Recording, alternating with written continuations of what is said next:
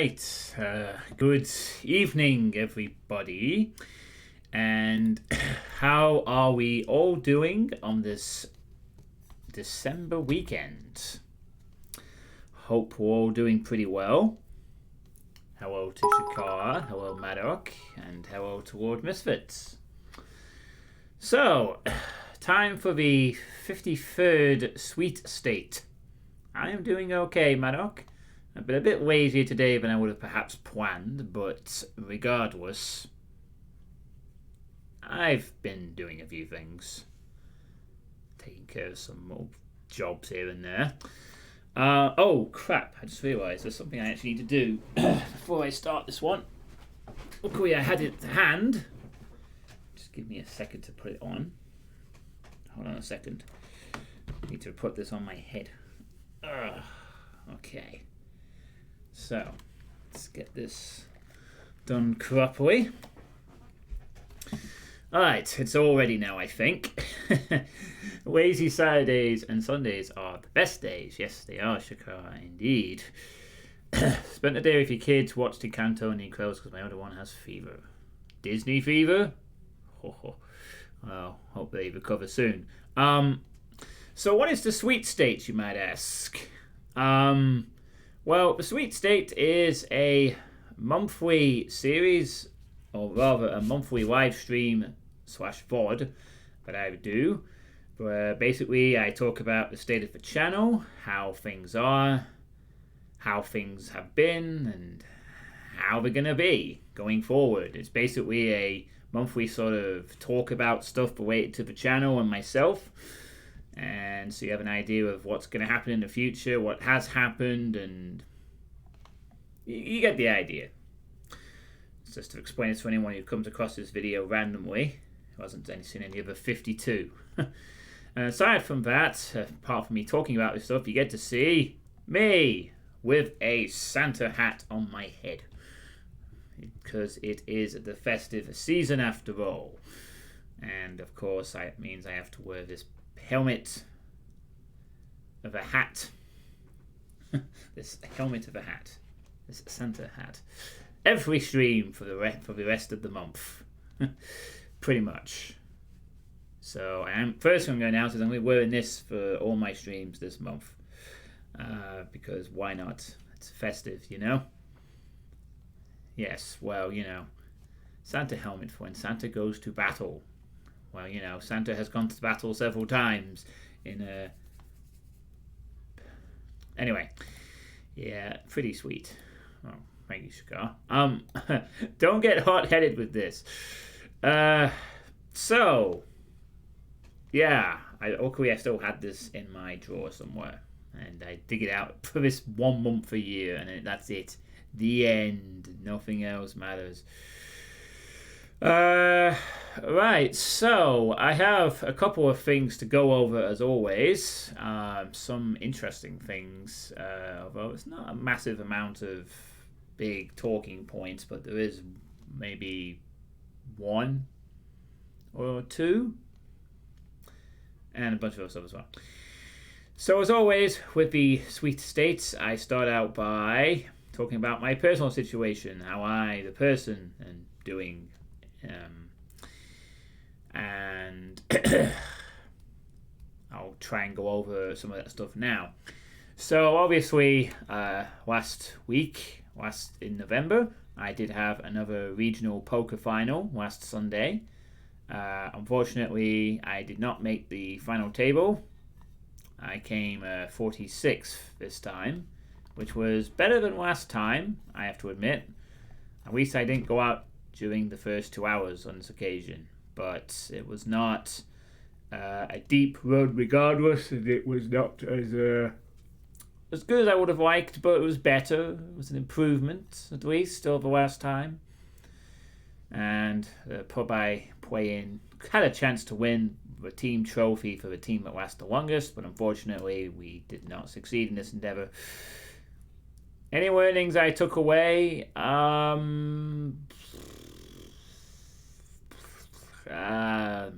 That being card dead sucks, which I already knew. Probably not much. I played pretty well in the first 2 hours.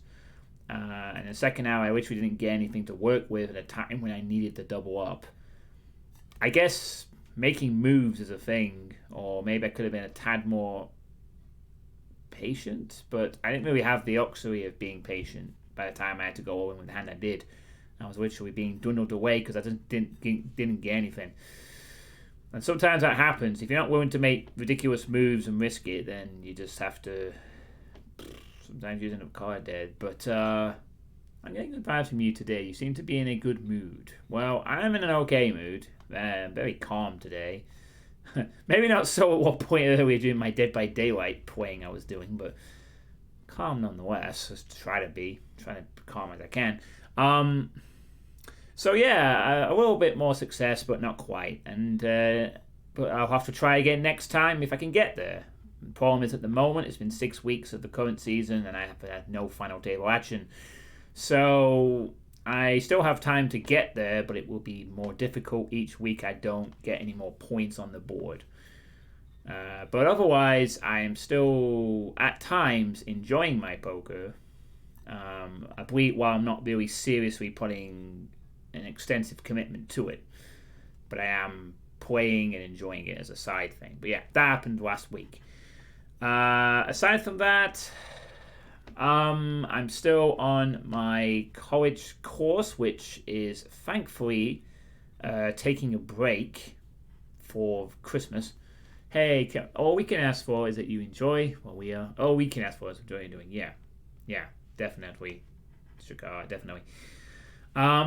So my college course has, well, I have some work to do between now and the end of my school term, which I want to get done by the end of next week. Sorry, the end of 2 weeks, but it will be done before I could break up for Christmas because I don't want to do any work at all over Christmas. I just want to actually have 2 weeks of peace and quiet with my family and you guys when I can. I knew someone who was a professional poker player once playing tournaments in Vegas. Genius guy, totally different world. Yeah. Like, to really be good at poker, you have to dedicate a large chunk of time to it. At the moment, I can't do that at this moment. I'd have to commit time to it. And until I get my college course done, I can't do that. Once that's out the way, however, I will be considering it. But that's a thing for next year and next summer when I'll decide if I want to pursue that or not. Or if I just want to treat it as a little side hobby where I just, I certainly want to start visiting casinos and trying to see if I could do well in those occasionally. As I said, it'd be a nice side income for me, something I enjoy and something I can occasionally bank a bit of extra money with, and it would be helpful for my long-term stability as such. But that's a problem for next year when I've finished my college course.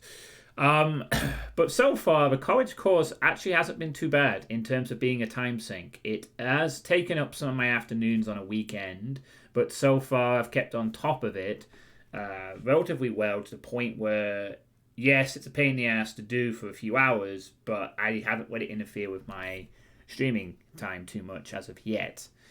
And I do have a few questions to do for this one and some other stuff I gotta fill in, but I should have it all done by 2 weeks and then I can just relax over Christmas. So far at least, the course hasn't been a massive time sink of my free time, which has been good. I was really fearing that I would have to do a lot more work, but that would be like having to give up entire weekends, weekday nights, and just plod away. But it's not transpired like that at all so far. Most of it's going to be done on like weekend afternoons and observations in the school I work at. So it's been alright. It's been alright for sure. So far, at least. Hopefully, it stays that way until summer next year. But yeah, it's going along nicely. I've passed all my courses so far. Passed all the modules, I should say. Sorry, not the whole courses. Modules, of course. So that's also good. I put reminder there for. It's a strange thing for me to put that. I'll put that note there. That's a bit weird. Find it. Oh yeah, I know why now. So the last sort of real thing that's happened to me personally is I did say this in the last sweet state, and I'm going to just remind everyone again of it in this one. Obviously, it's coming up to the Christmas period. Unfortunately, for the sake of the channel, I will essentially not be streaming for a good chunk of the festive period. As of the 18th of December, all the way to the 27th of December, my sister and her fiance and my, by then he'll be 2 years old, nephew are coming to stay over at our house for a week and a bit. Just over a week. From the 18th, Sunday the 18th to the Tuesday the 27th. So it's going to be 10 days. About 9.5 really, but we'll call it 10 to be. I'm sad, but also happy because you get to chill with family. Yeah, it will be nice. You know, we haven't had a family Christmas all together since a few years ago. With everything that's been happening, of course, so it will be nice to have it, and it'll be the first one all together with my nephew, since the previous two have been split apart due to the pandemic and due to alternative planning on their end. So it will be nice to see everyone again. I will have a jolly good time, and although I will miss being able to do the occasional festive stream, I will more than make up for it afterwards.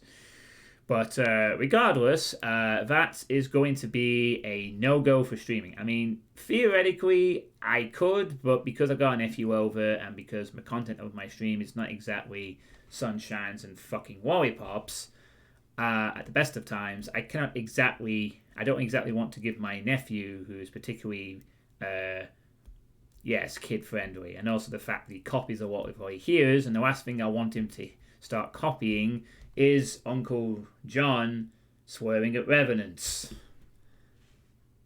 So, yeah, I have to essentially shut down streaming. I mean, the only way I could stream was without a stream on mute. Complete mute. Go full Kiri. And just not talk. Get a little VTuber avatar up and everything.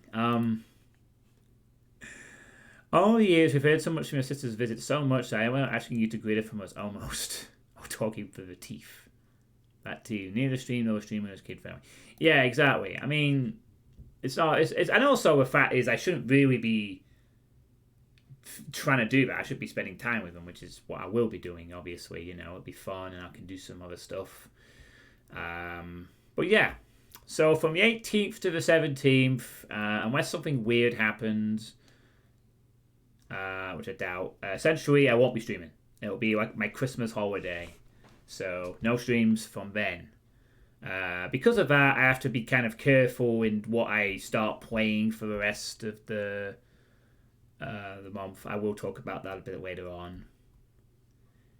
No, the 18th to the 27th. Serious, also high. So basically 2 weeks tomorrow, and then the Tuesday after Christmas.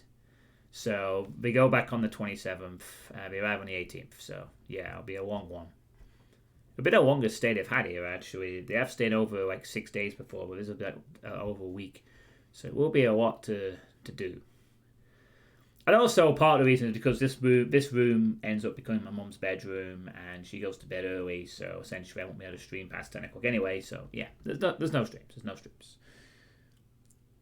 I mean, I could attempt filler, but I'm not really going to do that. I'm just going to essentially call it a holiday and just shut up shop until the 27th ends. So yeah. Now, that being said, that is what I was going to say. And I was going to say, like, you know, hopefully, you know, won't be too much of a miss for some of you. You have your own stuff to do. But what I have since learned means I have to add a little note to that particular point. Just okay, I'm sorry. Now, I have no confirmation of this as of the moment. But there is a potential possibility that, well, in short, I'll try and explain it. So basically, my sister is going to be moving back up north with to be nearer to us, which is nice. But for the time being, she will have to arrange somewhere new to live. So over food earlier, The possibility was raised.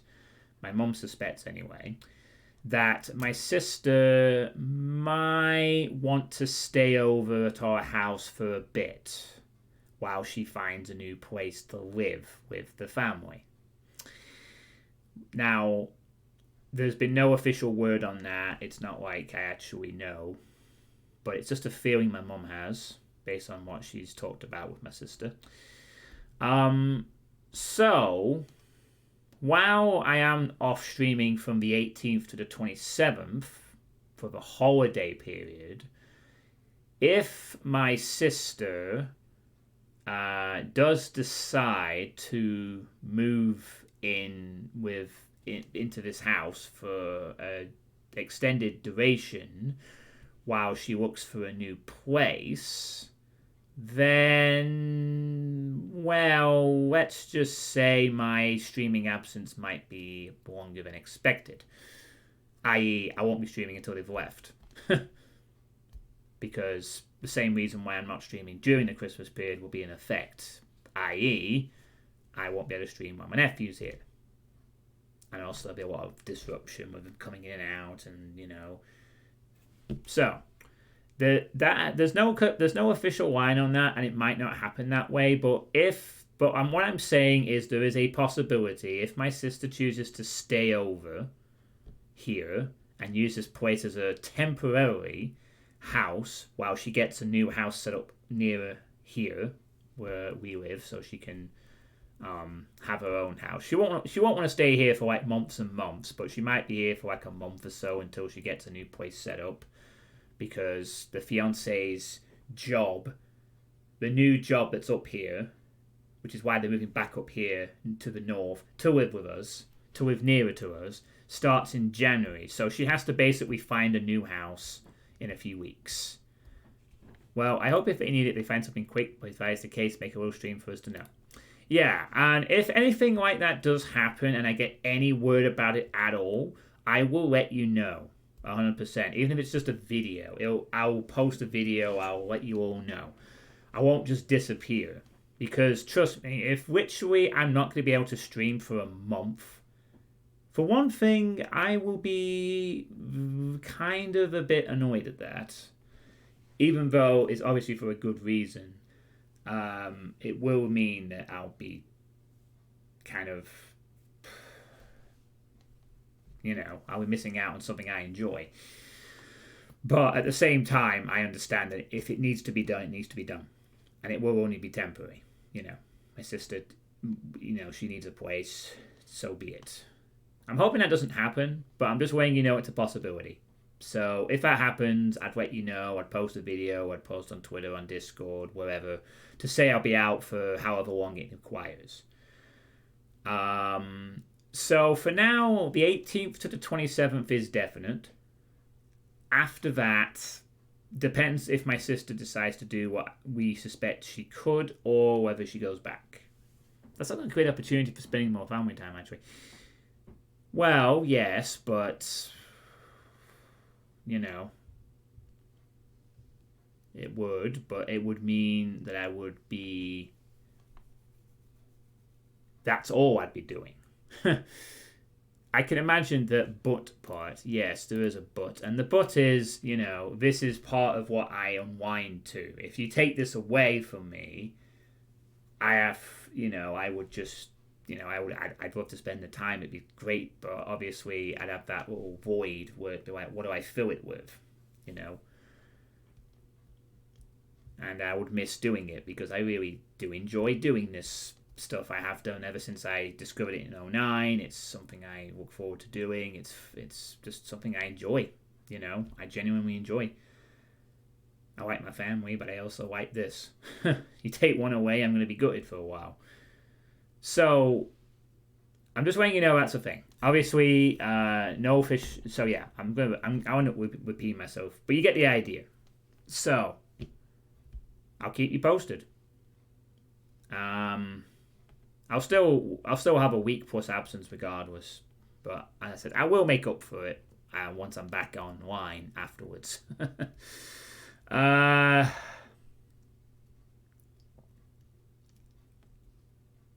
I suppose if there's an extended stream offline period, I might consider just doing some mute streams for a bit, maybe, or maybe I could do some streams where I don't have the mic on or something. We can arrange something, but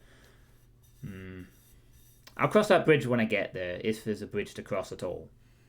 So yeah, that is all the personal stuff. But I'm definitely going to be off from the 18th to the 27th. So you'll have to spend Christmas Eve and Day and Boxing Day without any chance of a sweet stream. But after that, hopefully we'll get plenty. And I'll be enthusiastically making up for lost time when as the new year approaches. So, wow, I've got a strange little order to all this stuff, don't I? I might swap one thing around, actually. Give me a sec. I might just swap around the order of what I was going to talk about. It's a better segue. Okay, there we go. So, as part of the planning for later this month, which will be New Year's Eve, obviously depending on whether I'll be able to stream, which at the moment I can, I am planning to stream on New Year's Eve this year. As I said also last time, that is still on the cards. Since my friends I usually go and visit are away on some romantic trip in the south, I will pretty much be on my own for New Year's Eve, and as such, it is my intention to do what I did 2 years ago, where I stream for the New Year in.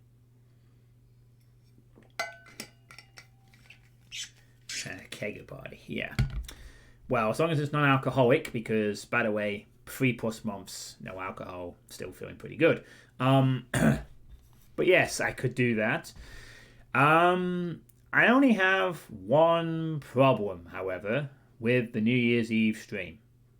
I have no idea what to play. Specifically. On the 24th, I'll be at my ex's spending some Christmas time with my kids, but I'll be home alone by the evening. Oh, nice. Cool. I mean, when I did it 2 years ago, I had a game to play. I had Heretic to play because I was getting ready for the new Doom mod list, and I also played Hexen shortly after. So I had something in mind. This time, however, I don't immediately have anything I can think of. I have to admit, I haven't put any thought into it really. I've been busy. But if I'm going to do a New Year's Eve stream, I need to do something. I'm just not sure what that something is, to be honest. I am wondering if I should actually... do I start it on Steam? Let me check my library for a second. There is one idea that actually came to mind that I could play. If I have it. Do I have it in my collection somewhere? Let's see. I do have it on Steam still. Interesting. Huh. I actually do have it on Steam. Nice. I wonder if I should play that. I suppose one idea I thought of is I could revisit something that I marathoned a very long time ago. If I should be asked, you know what I'm going to say. And what are you going to say? Also, if you ask me, you would probably invite me to the Hellforge Discord server and ask me to play Deathmatch or Hordemex for the entire duration of a Witness. Oh, yeah, the Witness, right. I don't know. Yeah, you play a survival game, and I would say the Witness. Now, one idea I was possibly thinking of was to play Red Faction, the original Red Faction. Which is something I've played through before, but hasn't been documented on stream. Hey, Kinikos, you've missed some personal stuff, and and now I'm talking about my New Year's Eve stream plan. I won't be streaming from the 18th to the 27th of December, Keeney, because my family are coming over, so I'm gonna be off streaming for about a week and a bit over Christmas period. So anyway, yeah, the original. Oh, if you want to play Red Faction, Dash Faction, what's that? What does all this do? Oh, here we go. A modification.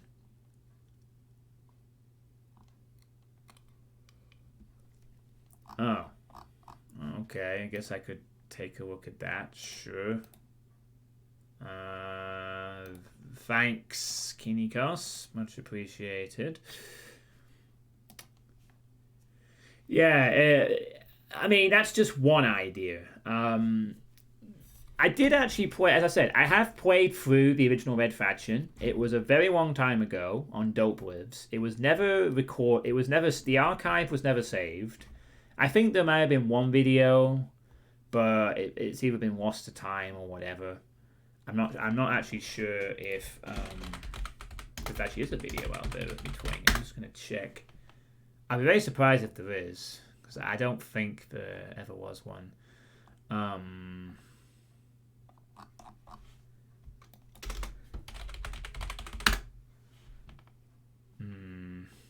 No, I don't think there was anything.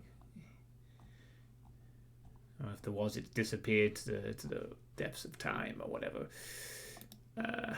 So ignore that. Red Faction was a real pain in the ass when anything over Windows XP is hack fixes that. Okay, well, I'll look into that, Kinikos. That's just one option. Arlene played it. Captain Sweat streamed Red Faction wondering on his FPS fighter. I wasn't a huge fan of the game.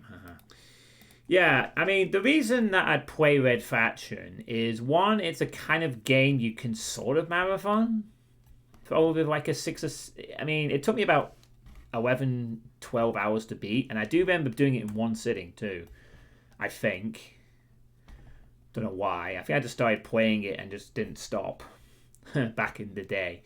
But the main reason I have a sort of weird fondness for Red Faction is I have this very distinct memory of playing it. Even though there's no video archive stuff and people probably don't remember it at all from even the Dope Lives days because it happened once and then that's it. I have this very distinct memory of playing it back in 2009 or early 2010. I think it might have been 2009 actually when I last played it. When I was very starting out. So the thing was, when I first actually started streaming on Dope Lives for the first time, I was kind of a chill streamer. I played some horror stuff, and while I did get a little frustrated, I was very calm. And then I played the Red Faction Marathon because I was curious about the game. I wanted to play it. And I distinctly remember, for this one particular reason. Now, actually, if I could, I maybe want to show you some... Let's see if I can... I wonder if I can show you the clip. Satellite. Yes. I might be able to show you something. Just bear with me a second. Hold on. I might be able to show you the part, maybe. It might, if I can get to it. Let me just see if I can remember.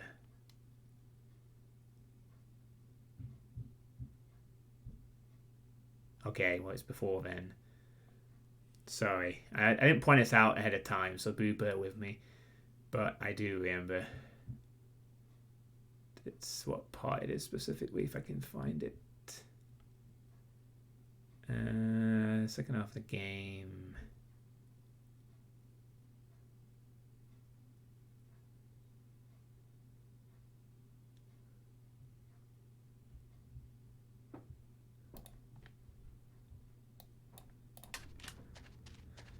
No, that wasn't it. No. Fucking hell.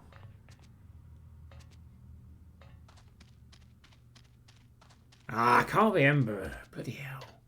I know exactly the part. I just don't remember when it is.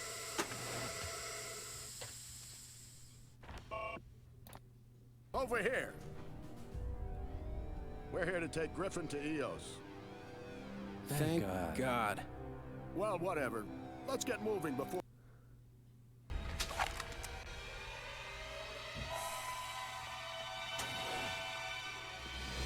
Parker, over here, behind the stairs. Got a monkey suit.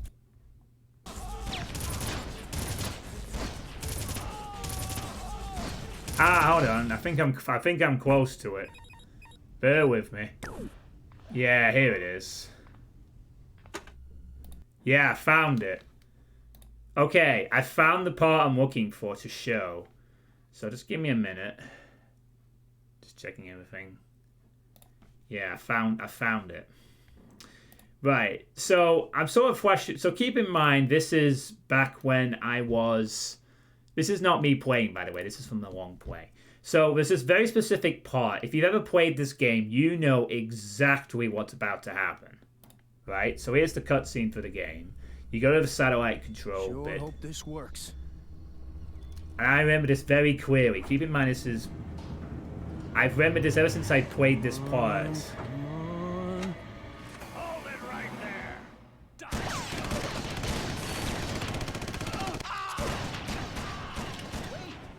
The airlock at the tower space is open now.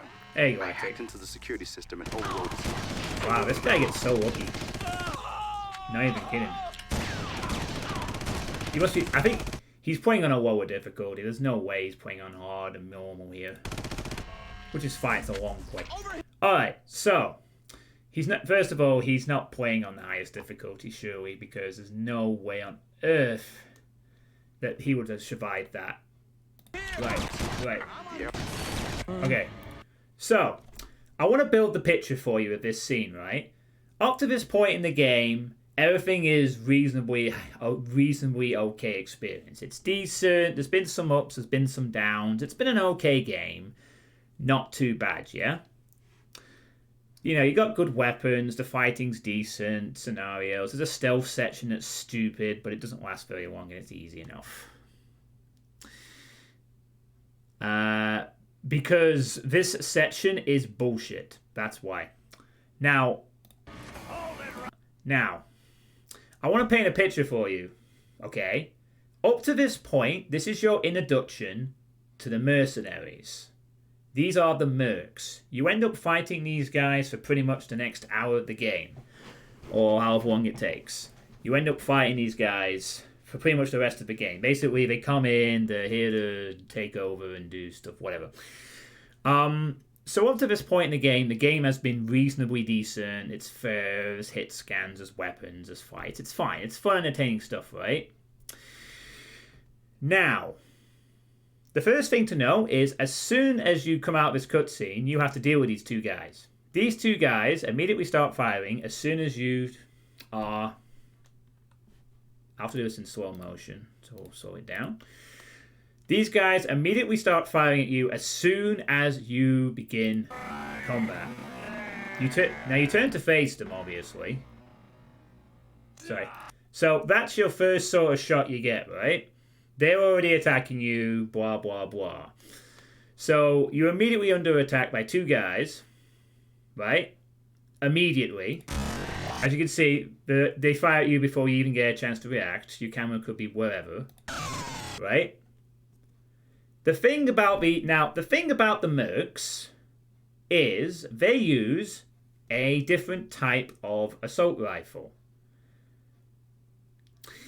Their assault rifle is very, very accurate on, I think, anything other than easy difficulty. On normal, I'm pretty sure I played this on hard back in the day, or normal. I played on a high difficulty. Their weapons are very accurate. They very rarely miss.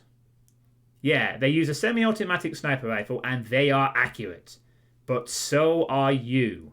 You can pick up their weapon, and you use it for the rest of the game. It is a fantastic weapon. It's a great weapon. But they use it. From this moment... So bear this in mind, right? This is your introduction to these guys. Your introduction is, hi, we're the mercs. We have a weapon that's better than the ones you have right now. We are going to hit you, and we're going to kill you. If you come into this cutscene on low health, what will happen is dead. Or near dead. By the time you get a chance to react, bang bang, dead. You can run around the room, you can shoot them. There's 2 of them, they kill you over and over again. Yeah. Now obviously this person's probably playing on easy or whatever. But I distinctly remember coming to this on low health, getting this cutscene, and not having a thing, and getting killed by these 2 guys and bouncing around this room over and over and over again. I got stuck. I eventually managed to kill them. But in the process of doing that, I broke my calm persona. I remember the day precisely. Up to this point, I hadn't screamed once. But this section broke me, and I yelled loudly. Something very angry. Really, genuinely pissed off at the game because of this section. And that was the first time I'd actually gotten really angry at a game on a stream. This fucking part of Red Faction. The fact I was playing on a marathon probably contributed slightly to the factor. But the fact is that the game had been okay up to this point, and literally these guys were introduced, difficulty goes up a bit. Until you get the weapon yourself, and then you just kill them with the same shit, and it's fine again. It's actually okay after this point, for a bit. Yeah, the thing is, you can do exactly the same thing, and actually the rail driver isn't really annoying. Honestly, it isn't. The rail driver, they could use it, but they miss with that weapon, so it's fine. It's balanced in that regard. You get more out of it than they do. They don't try and shoot you through a wall unless they know you're there already. But yeah, you can counter that a bit. This you can't. This would be the equivalent of like if you went into a room, pressed a key in Doom, and then 5 chain gunners appear behind you, and you're supposed to deal with that. Oh, and by the way, this has never happened before in the game. These are new enemies, and this is how we introduce them. Bang, bang, bang, bang, bang, bang, bang, bang. I don't know why the hell they're missing, because they sure didn't when I played it. They fucking hit me. I mean, I don't know how I survived. I'm pretty sure I just got lucky and just bounced around, shot them, screaming the whole time. Went, just fucking die! I said something like that. And this was the moment I remember, because everyone at the time was a bit surprised that I did what I did. Yeah, maybe it does. Maybe it does. So that was a moment I have never forgotten, because up to that point I had kind of been reasonably calm about this kind of stuff, and that was the moment where I said fuck it. And from that moment on, from that moment on, I would start to be more vocal about being frustrated. And I've always remembered that, even like all these years later. That was the moment where like I went from being super chill and quiet to being like, getting angry as I did. I mean, I got through it in the end. I got through it. And I played the rest of the game, and it was okay. I mean, Red Faction's an alright game. And I wouldn't mind revisiting it to see if I, still enjoy it. So, yeah. Fond memories of 2009. Now you know where I got all my anger from. Because up to that point, I had seriously done some hard shit in games. I had been less... I'd been a little angry at times, but I'd never been super loud. But that was the game that broke my calmness. And ever since then, I've just done it on streams. And I've never held back since. So it might be interesting to... for me to revisit the game and see if I can, if it handles up. But that's just one option. Another option would be... I could also consider playing Doom 3. Maybe go through the Doom 3 Resurrection of Evil package. That could be another option. That is another game I do need to put on a tag on the stream at some point. Maybe I could do the Doom 3 combo. Get that sorted out with the original Doom 3, not the BFG edition. That's also an option I could consider. Another option I would consider is just playing some Doom stuff. Another one would be playing Dead by Daylight. No, I don't think I'd do that. No one wants to see that.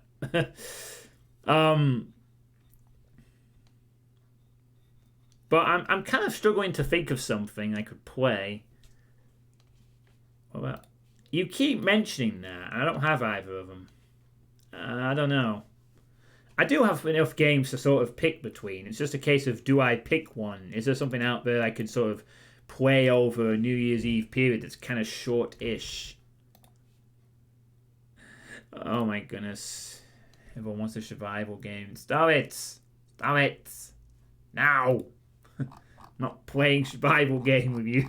Never! I'm done. We've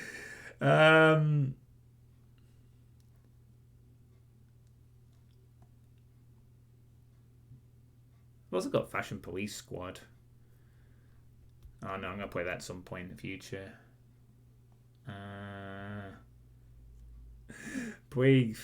Get fixed, boy. Terraria. I will know you can't make me. You're not my real dad. I know I'm your fake dad. That gives you more authority, possibly. Yeah, that's an option.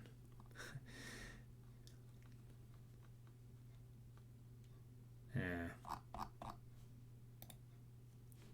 So I don't know what to do at the moment for New Year's Eve. I will definitely give it some thought. I'll certainly have plenty of time to do that over the festive period when I'm not streaming. You keep mentioning those because they are very cinematic and well engaging, not a lot of work for the player. Interesting story, lots of suspense. Just what I'd want to see on New Year's Eve.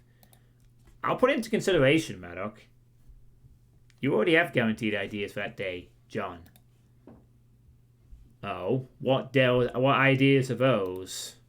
Serious. I mean, I could just play something from my Doom list and just take that into the new year, but I kind of want to play something a little different, maybe. Yeah, but I'm not really committed to an idea yet. I mean, it's a shame I don't have like another classic FPS game but I kind of want to have a look at. But I've covered Hereton and Hexic now. Hexen.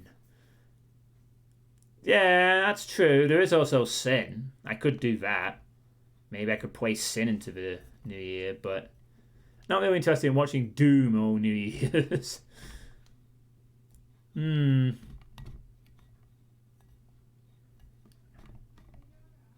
Yeah, I mean, I want to get bent. At least get that out of the way going into the new year. I suppose that's also an option. I assume Kinikos is calling from Sin. I've never played Sin. So yeah, I guess that's another option as well. Maybe just tackling Sin and just playing that, and then I can just carry on into the new year and a thing. I'll have to think about it. But those are the kind of options I'm considering, like Red Faction,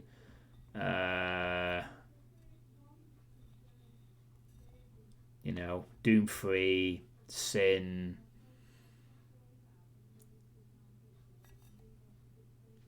Stuff like that. I'm going to put that on my thing, actually. Red Faction, Doom 3, Sin. Where's your suit, Larry? Hey, Depop, how you doing? Oh yeah, I guess that's slightly worth mentioning for the sake of the sweet state. Depop is back! By the powers of the legend of the Black Sun, Depop has returned to the chat after, about a 2-year absence? So, yeah, Depop's back. How you doing? The Home Daisy Persona 4 comic dub. Oh yeah, I remember seeing that, like, a long time ago.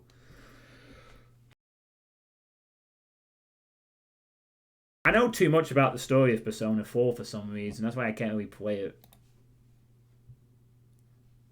I think it's been about 2 years, yeah.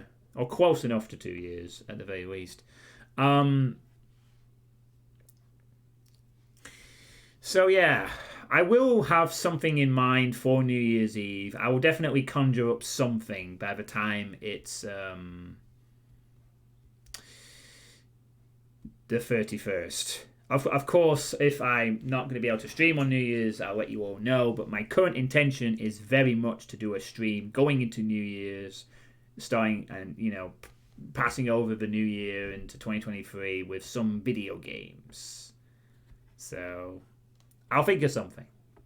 But thank you for your suggestions. I might take one of them on board closer to the time.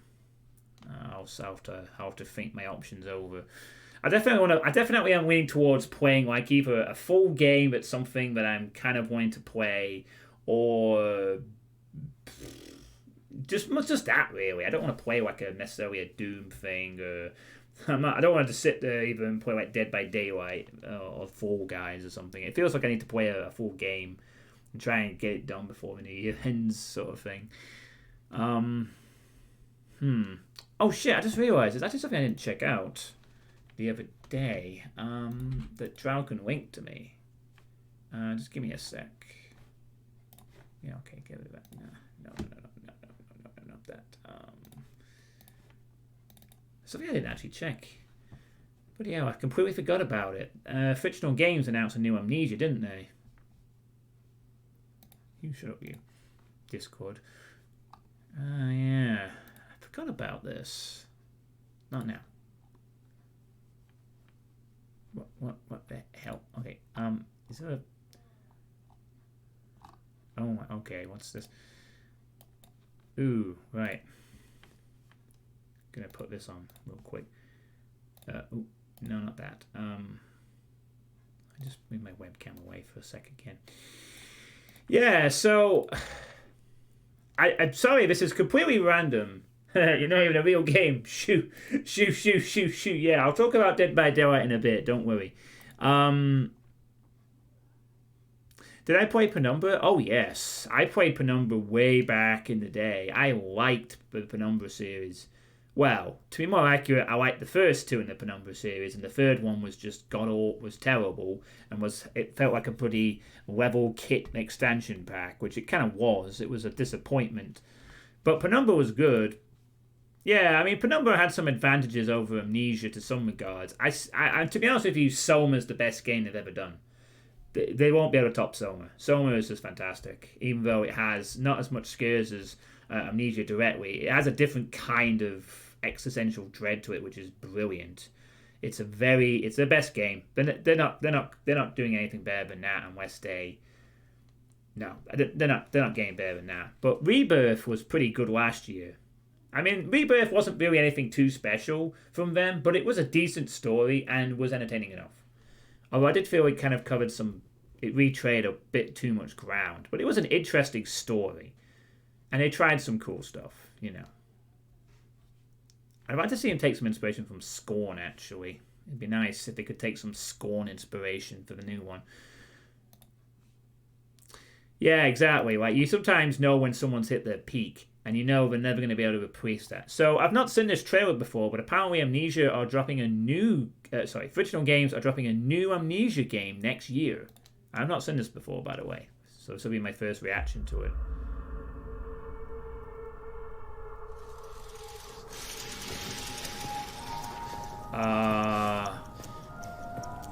Oh. Okay. This is immediately very Penumbra-esque. Very Penumbra-esque, in fact.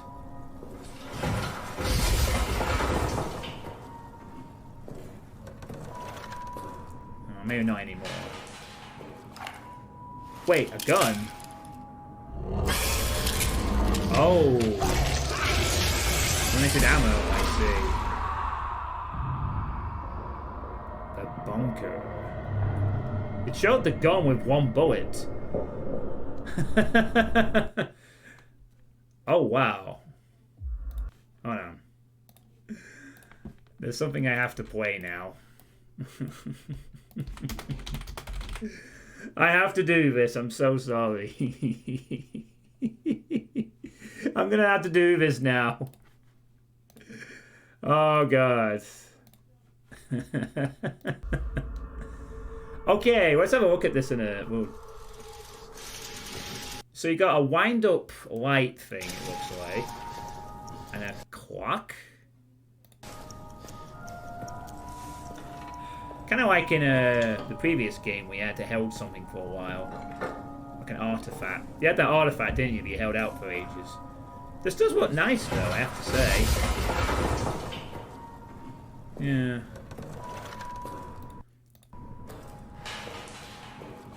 But interesting that we have a gun in this game. A gun. A gun with one bullet. I'm sorry, I couldn't resist doing that. It had to be done. It had to be done. But yeah, they deliberately show off the fact they've only got one round in the revolver. So this game's going to have combat. Now that's interesting. That is genuinely interesting because the only other game in this the fictional games have done in the horror genre, but I'm aware, that has ever had combat was the first Penumbra game. Penumbra... Overture. Where you could kill spiders and wolves with rocks and stuff. And that was very awkward, but you could kill them with some physics damage. And a weapon, I think you had later on. Hey, Alex. So, interesting that you've got a gun, but it looks like they want to emphasize this isn't going to be bang, bang, bang, bang, bang, kill everything. It's more like limited ammo stuff. And they very clearly show this, and I think that's a smart decision. If they'd just shown a normal gun and you started to aim it, you'd be like, oh. But they want to show, yeah, you kind of at your last resort if you're going to use this thing. You don't even see what comes out of the darkness either. So they just they just have sound playing, and it's called the bunker. If you can kill it, it's more boring. Well, it depends how you do it. I mean, some horror games have good combat. It is obviously harder to pull off horror in that aspect, but well, so when I first saw this, I thought like it had Penumbra vibes to it, but then it's got a bit more, I don't know, Fallouty vibes, War Shelter vibes. I mean, place kind of looks a bit sort of. Oh, I like I can track the video on Twitter. That's nice. Yeah, like it's worn out. You can see his blood. It looks very worn, as such. You got the gun, and you turn around, and you check your ammo. And is anything? Oh, there's a little light. Can you see the light there, just around here? A little light appears. I think. Oh wait, no. I think that's just some dust, isn't it? No. Something gets up. I think.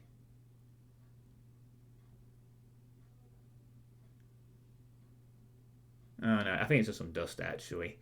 Yeah, it's a dust particle, but it kind of looks like a light just picks up from the ground. Physics goes off. Blind! Yeah, it kind of looks like it though, doesn't it? Like, I see that little... Well, I don't know. The movement is... No. That's not... I don't think that's a dust particle. It looks like something does get up there, just to the right of the gun. It looks like there's something maybe that starts to get up a bit. Although, yeah, it does look like a dust particle, doesn't it? If so, it's like a... I don't know, it's very odd. Yeah, some really cute eyes. A nice spider web as well. It's like, ooh. Yeah, this is a really good way to showcase a lot while not actually revealing a monster. Like, it looks really cool, though. If you go all the way back, ooh. You know, you got light, you got... What's the deal with this stopwatch? Time? You gotta wind up the little watch here on the side, it looks like. You gotta start off by winding up the light. Oh, yeah. Oh, God, yeah. Fictional games are fucking masters of subtlety. When they want to be. They really put a lot of effort into the audio and sounds and visuals of the games, especially with Soma. I mean, Rebirth was kind of disappointing because there were times where they kind of fucked up in terms of the gameplay balance, But honestly, they still had a good eye for fantastic immersive detail, even then. I mean, this is not bad. I mean, I'm kind of a slightly surprised this is announced 2 years after Rebirth has dropped and coming out in. I think this is supposed to come out in March as well. Yeah, it's coming out in March. Not even 2 years since Rebirth. Very interesting. They're probably going to use the same engine, and they've probably got, well, it could be interesting. I mean, again, this might be one of those games. I mean, I'll definitely play this when it comes out. This will be something for me to look forward to in March. This year it was Sadako Rising, and next year it's going to be The Bunker.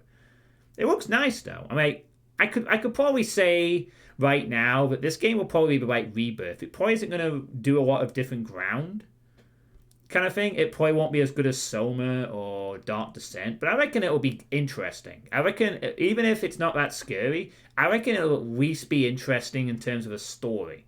I reckon they'll tell a good story. I reckon there'll be some interesting stuff they'll try out. It might work, it might not. The fact we have a gun in the game is kind of cool. I just hope it's doesn't go too Resident Evil-ish, because I would hate that. But yeah, it could be a... Yeah, you're right. It is more of a dust particle, isn't it? Not an actual light. So, yeah. Oop, didn't mean to show that. So then people are like responding with... It's like amnesiacs at this time. You have one bullet. Penumbra vibes. Yeah, other people talk about Penumbra vibes. Ugh, don't fucking mention a Machine for Pigs. That game was shit. But yeah, it looks like people are...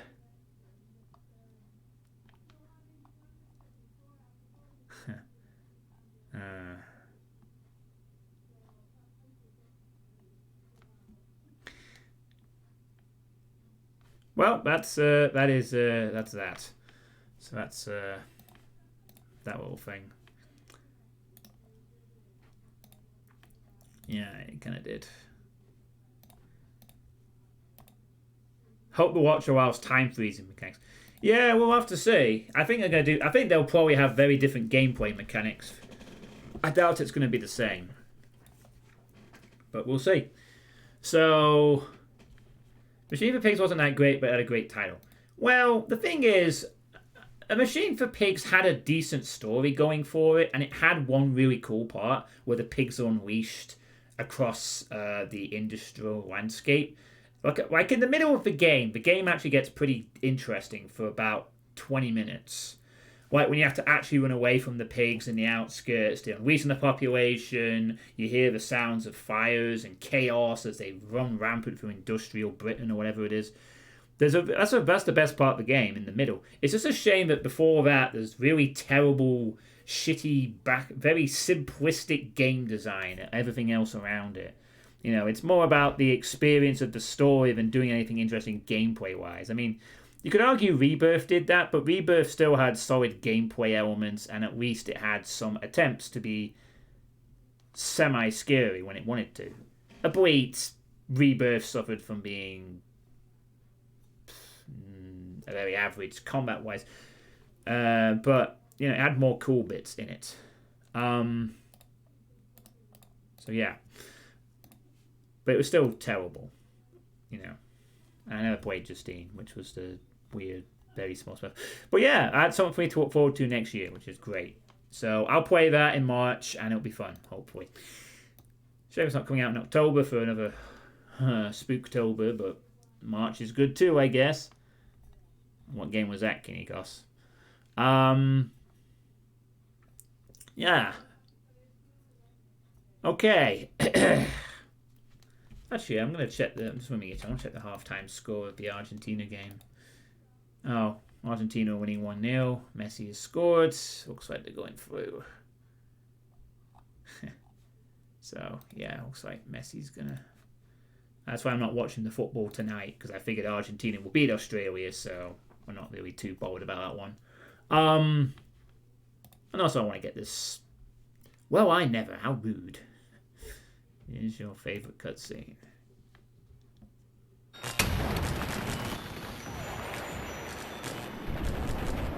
Procedure says I have to leave a message in case anything happens to me.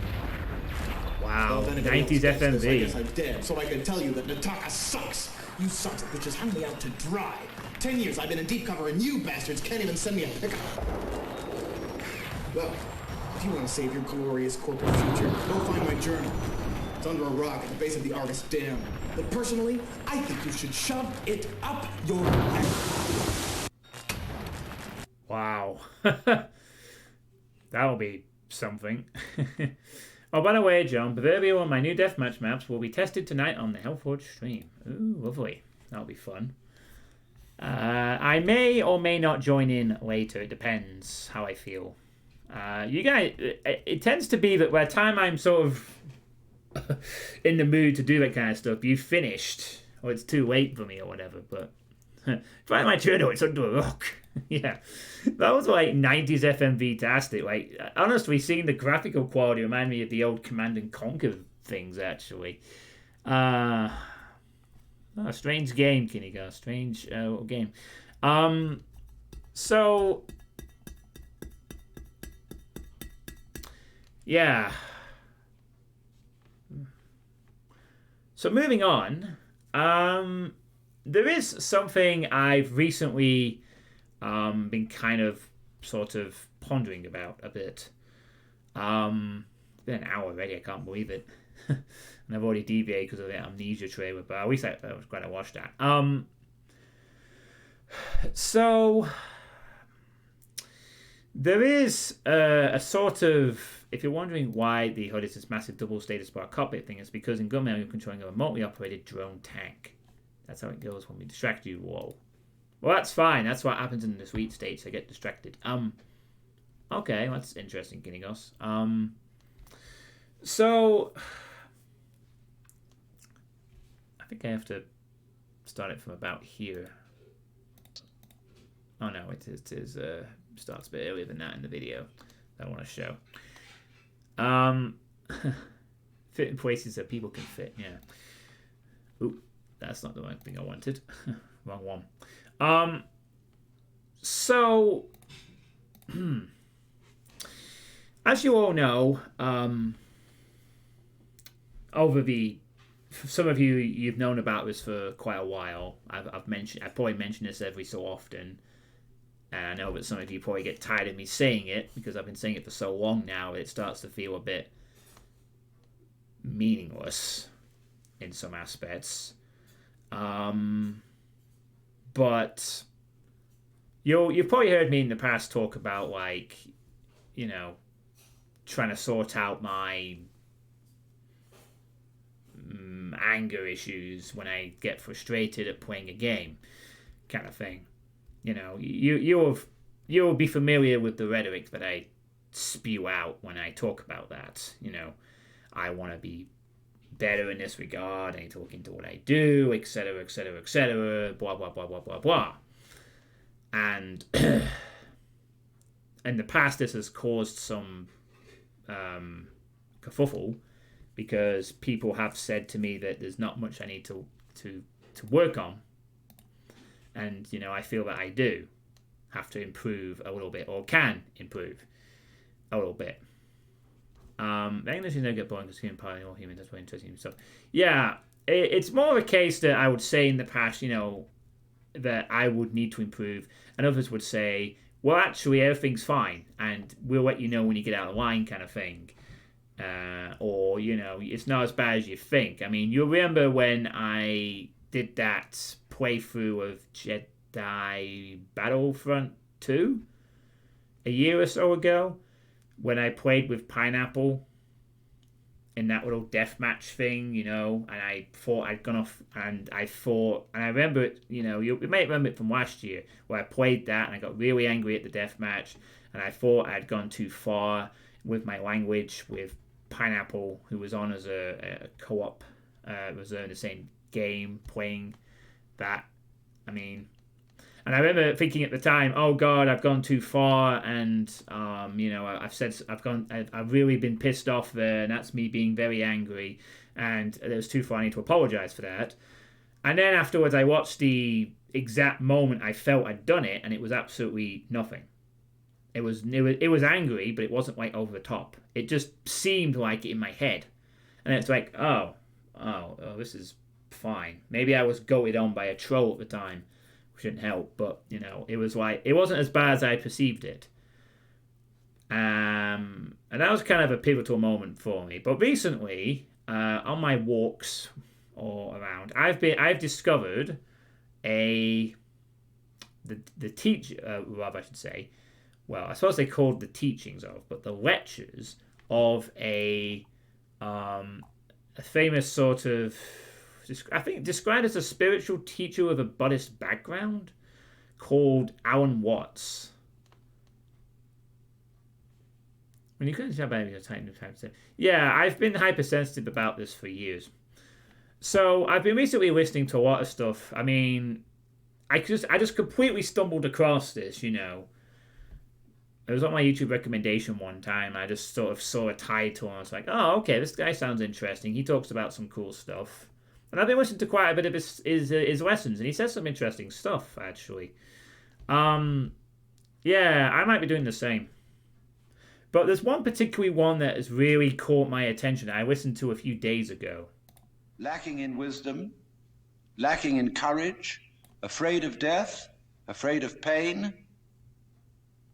unwilling really to cooperate with others. Sorry, this isn't the part I'm really interested in. Unwilling to be open to others. I just can't. And we all think that's too bad. It's me that's wrong. Okay, and if right. only I could be the right person. Is this man going to tell me something that will help me to change myself so that I will be a more creative and cooperative member of the human race? I would like to improve. So in so many people's minds and from so many different angles, there is this urgent feeling that I must improve me. And this is critically important because it's obvious that, at least it's superficially obvious, that the way things are, we are going to hell fast. Now, in this question, can I improve me? There is the obvious difficulty that if I am in need of improvement, the person who's going to do the improving is the one who needs to be improved. And there immediately we have a vicious circle.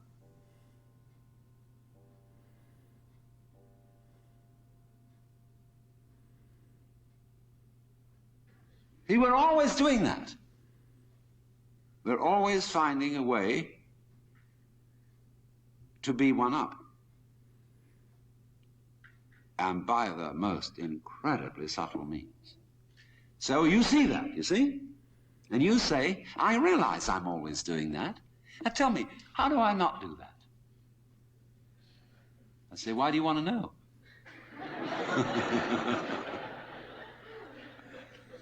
Well, I'd be better that way. Yeah, but why do you want to be better? You see, the reason you want to be better is the reason why you aren't.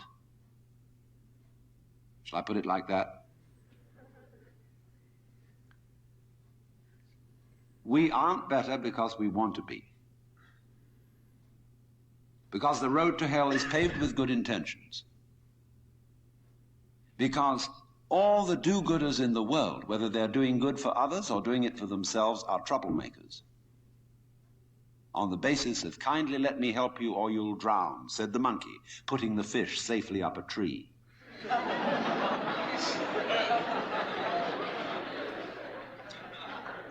We white Anglo-Saxon Protestants, British, German, American,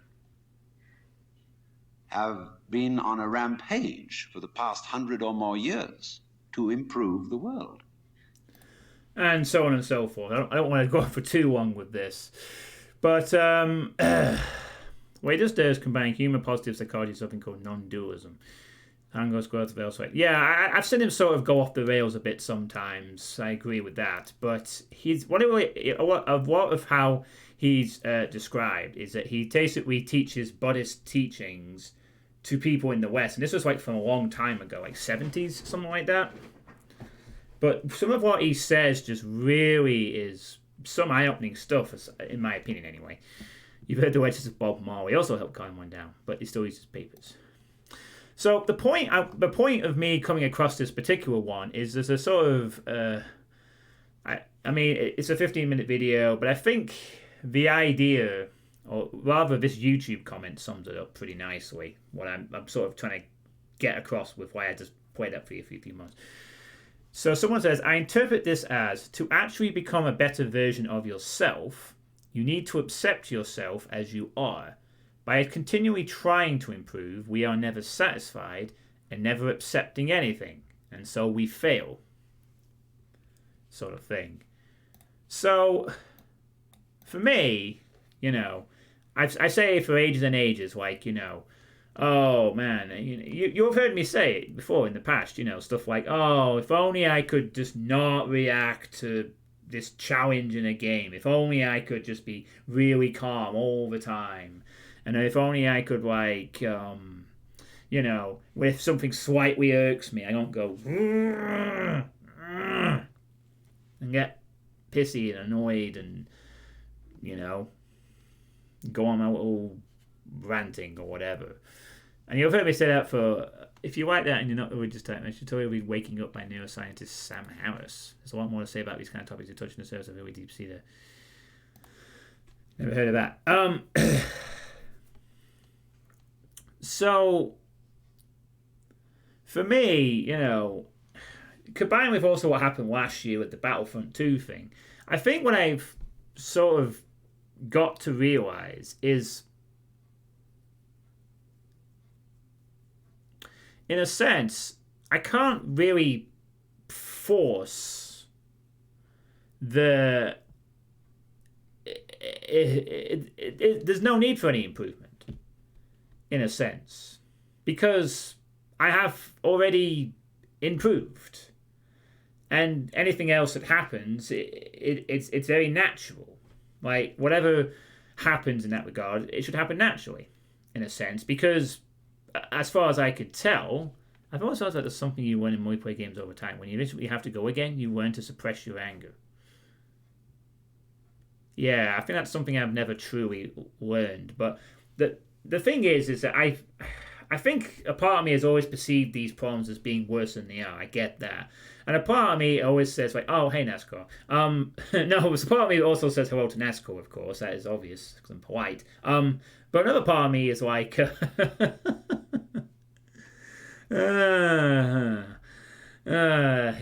the TC's getting busy, so I gotta go. We're definitely on the right path, so to that you want to become a better version of yourself, we'll help you get better. Oh, thanks, Shakar. Well, have fun with your death matches and stuff. I hope you have a good time. I might join you this time. Like, actually, genuine. If I'm like in the mood a bit later, I will try to join in for a bit. I'll see how long you are going for. But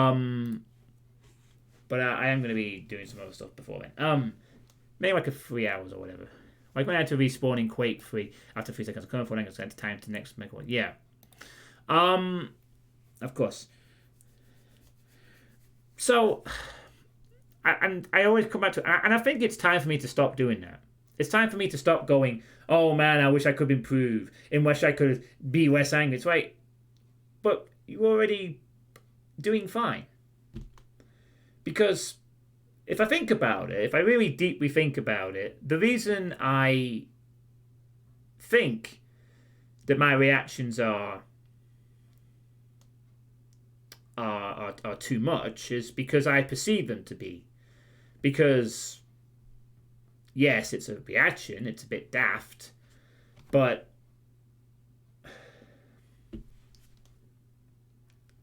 if it was as bad as I thought, would people still be watching my content? You know, like, yes, it's a bit odd, but it's an emotional reaction. I've always had it. And I always probably will.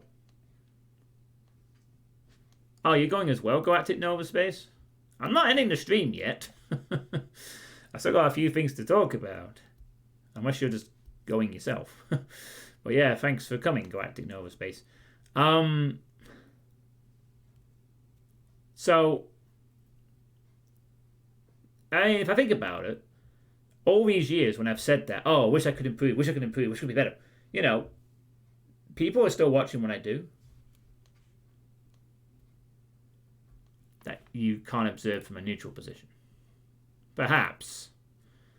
And again, it's the fact that when there was that eye-opening moment with the Battlefront thing, and I thought I'd done the worst thing possible, and then someone showed, and then I looked back over the footage, and it was like, there was nothing.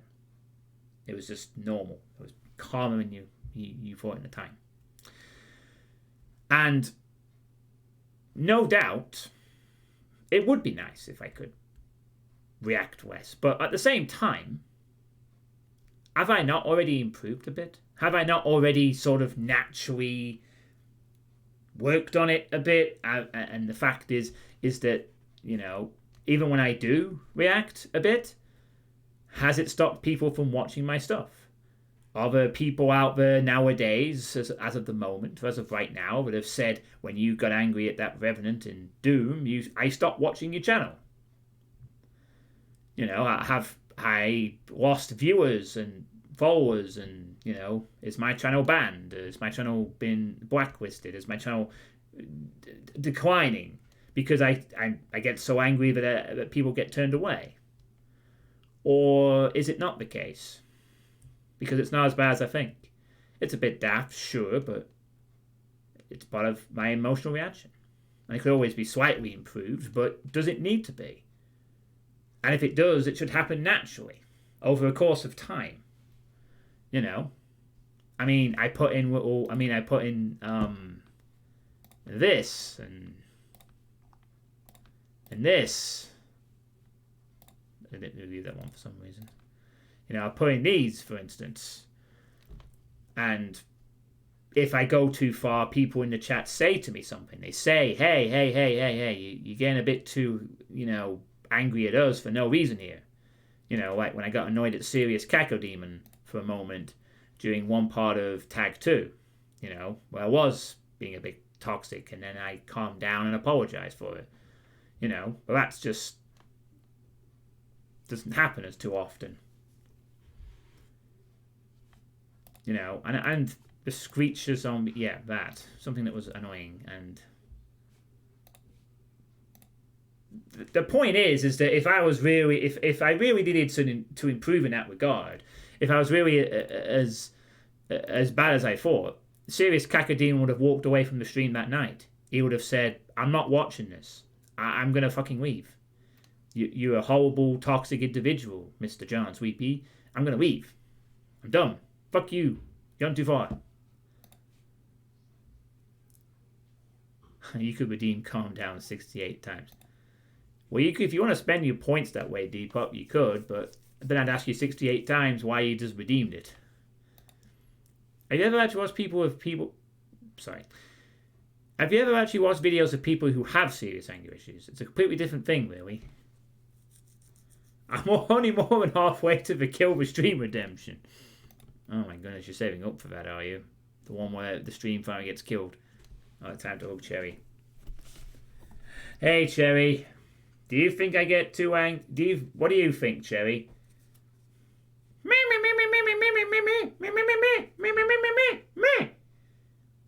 What's that, Cherry? You think I should get more angry and start hurling fireballs and burning things? Lots and lots of things? But Cherry, I don't want to burn things. I know you want to burn things, but I don't.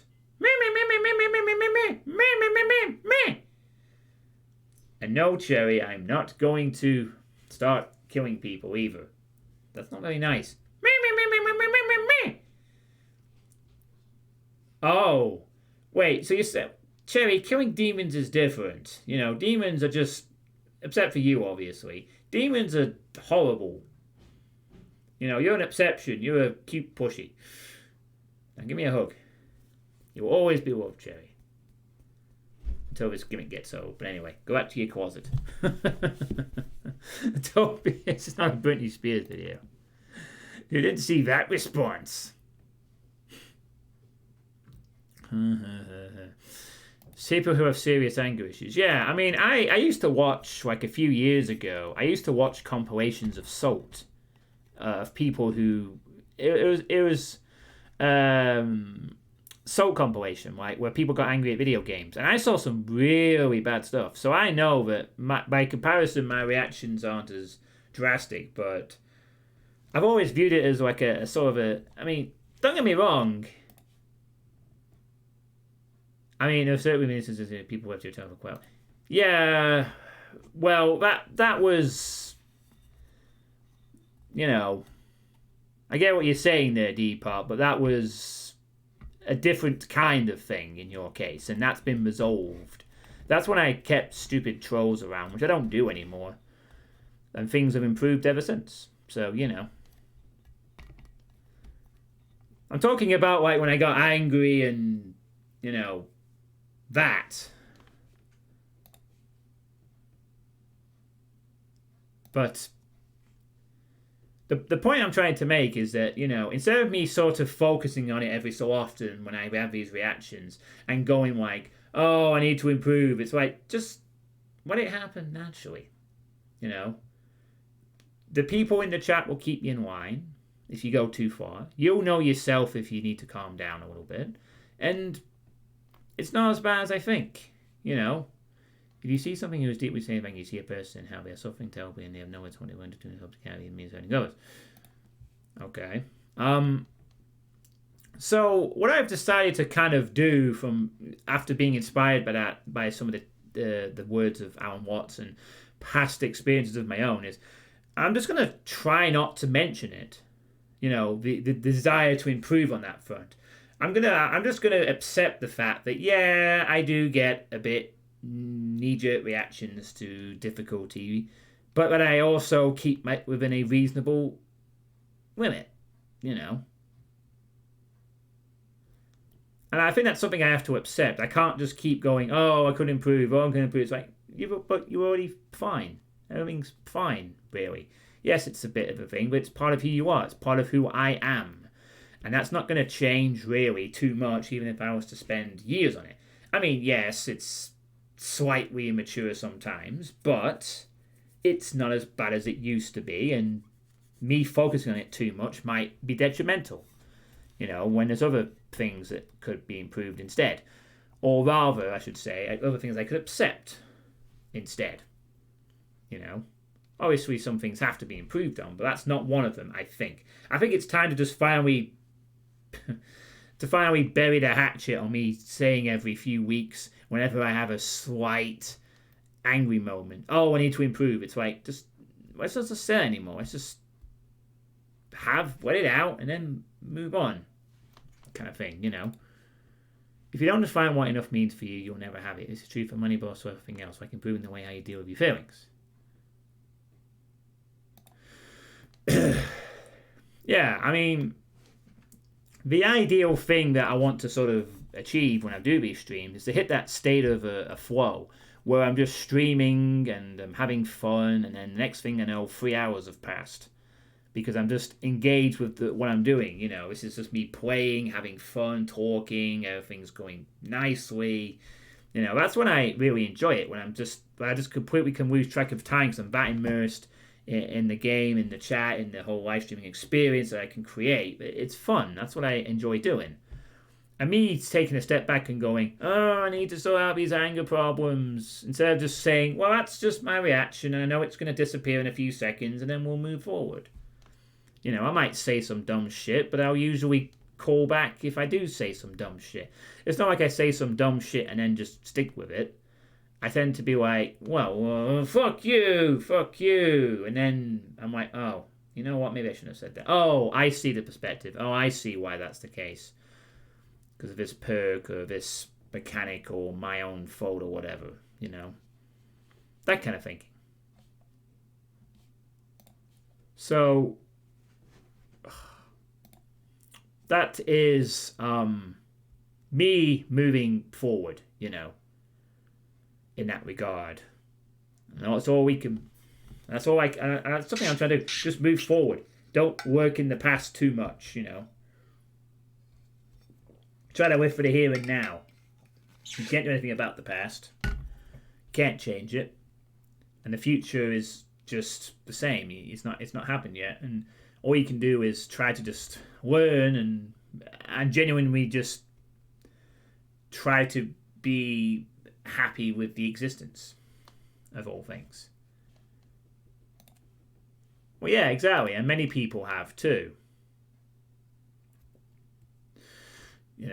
Many people have.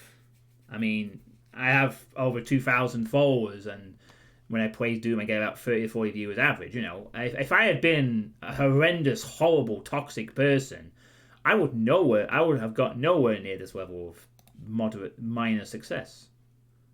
Well, he is, yeah, that's true.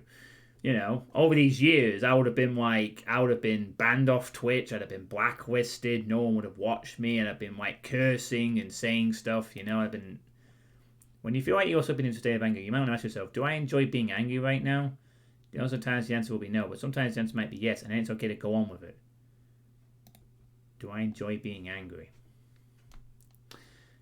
I think, in that regard,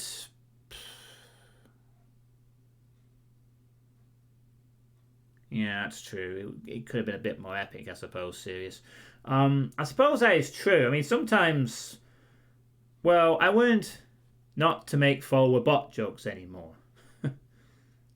Forward bot jokes anymore. Well, forward bot jokes. Yeah, we don't remember that stuff, yeah.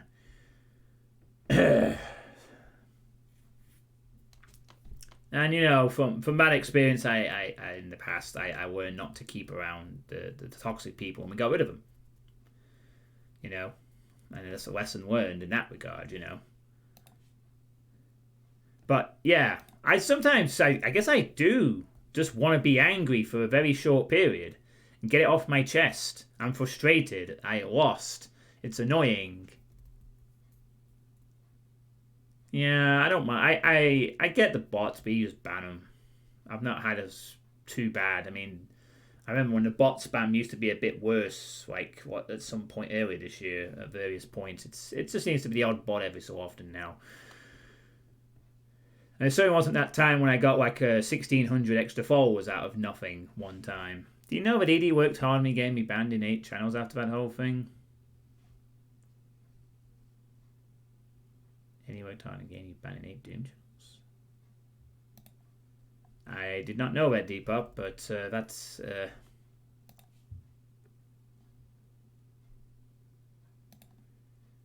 I cannot comment on events that happened elsewhere. But anyway. That is in the past. The point is, we have both moved forward since that incident. You're back here. I don't tolerate the stupid toxic trolls I used to have. Because I hired a proper mod team and just kicked them out, and that was the end of it. It worked. Everything's in a better state now. Cuckoo bots days. There's also a certain almost self-evident way of being angry but still being able to smile. The form of expressing anger can be enjoyable. Yeah, and maybe sometimes I do actually do that. When I get really stupidly sarcastic with my anger. Sometimes, anyway. Put mod display on stream, yeah. I'll look into bots at some point, but I don't really want to complicate things by adding bots. I like to keep things simple. Reduce the cognitive load and also just keep things as simple as I can. So that's just me being a very old school, old style live streamer where there was no gimmicks. But I may have to adapt a bit. Certainly had to adapt enough of these. Anyway, but yes, the bottom line is, I have to sort of embrace the fact, as I've said, and instead of sort of thinking of it as a failing, just accept it's part of who I am. And I mean genuinely accept it, not to say that and then next time it happens go, oh, I should stop doing this. It's like, no, just this is, you know the deal by now. It's short term, it's a burst. Express it and move on. Express it and move on. You know, as long as you don't get too carried away in the moment, you're good. So that's what I want to do from now on. And if I do start going down that rhetoric, please do remind me in the chat. Honestly, you know, if I start saying like, "Oh, I want to improve," just remind me that I said, "No, you said you weren't doing it anymore." And then I'll remember, and you know, it might take a while for me to genuinely accept that part. But hold on a second, everyone.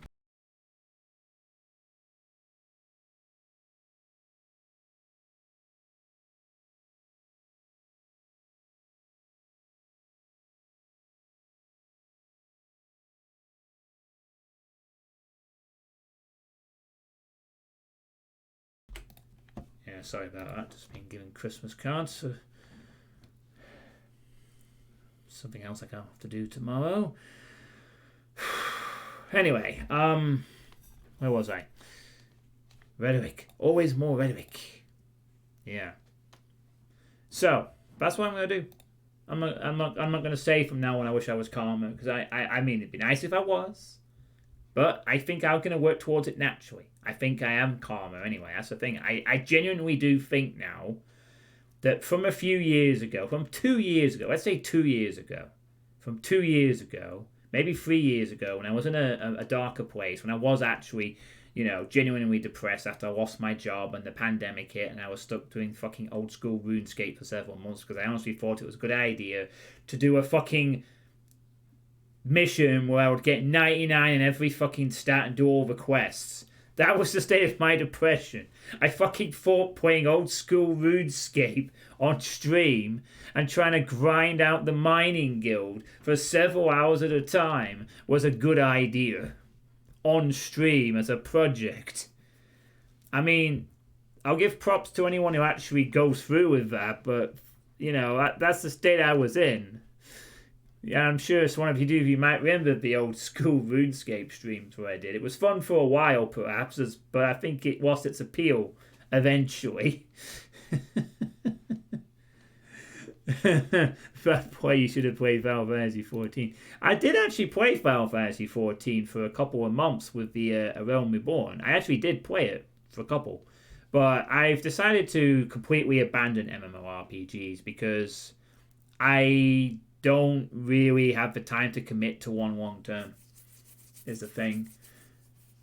I like the idea of an MMORPG, don't get me wrong. It's just that I always play them for a few months and then get fed up. Because I usually want an ending, and it's the ending is all raids and spend 8 hours doing it. So now I'm done. So I've quit MMOs. I mean, Final Fantasy 14 was good though. Don't get me wrong. I had a lot of fun with that game. It was cool. But if it was an MMORPG I would go back to playing, I'd probably play that again. I'd start from the beginning, and I'd just go for the whole thing because it's so much fun. I play a different class too. I won't play a healer. Go DPS this time. I mean, I didn't mind playing healer, but I'd rather play a DPS next time. Maybe an archer or something. But I don't intend to do that. Wow, that's a lot of days, Depop. I mean, it's probably the best MMO out there, so. But anyway, that's what I'm going to do from now on. So, you know, you won't be hearing me say anymore, "Oh, I wish I could improve." You'll hear me probably get angry at things. So I'm going to try to. And you have to roll with it. Because I have to accept that's part of my personality. So be it. And I've got better. I genuinely do think I've got better since 2 years ago. I can genuinely say that now. I know I have. I can look back at old reactions I would have had to things and know now I'm a bit different with it. Now I'm a little bit, I handle it differently. You know, it's not always super chill, but it's better. It's a lot better, in my opinion. So, that's that. So the next thing I'm sort of gonna go shoot for the next couple because there's not. Though I probably mentioned the two big ones, which is the New Year's Eve and the change in anger issues. Festive. I still enjoy the stoicism and all that stuff. It's all good. I feel a lot calmer ever since I embraced some elements of stoicism. It's been fantastic for me. So my plan for the rest of the year, I know that November was Doom month. I did play a lot of Doom in November. I hope you all enjoyed that. And I certainly did play a fair amount of Doom with the Maximum Project, which was great. The current ongoing New Gothic movement, the playtesting, the Iron Mans and so forth, you know. And then knee deep in Zaydoom, that was fun.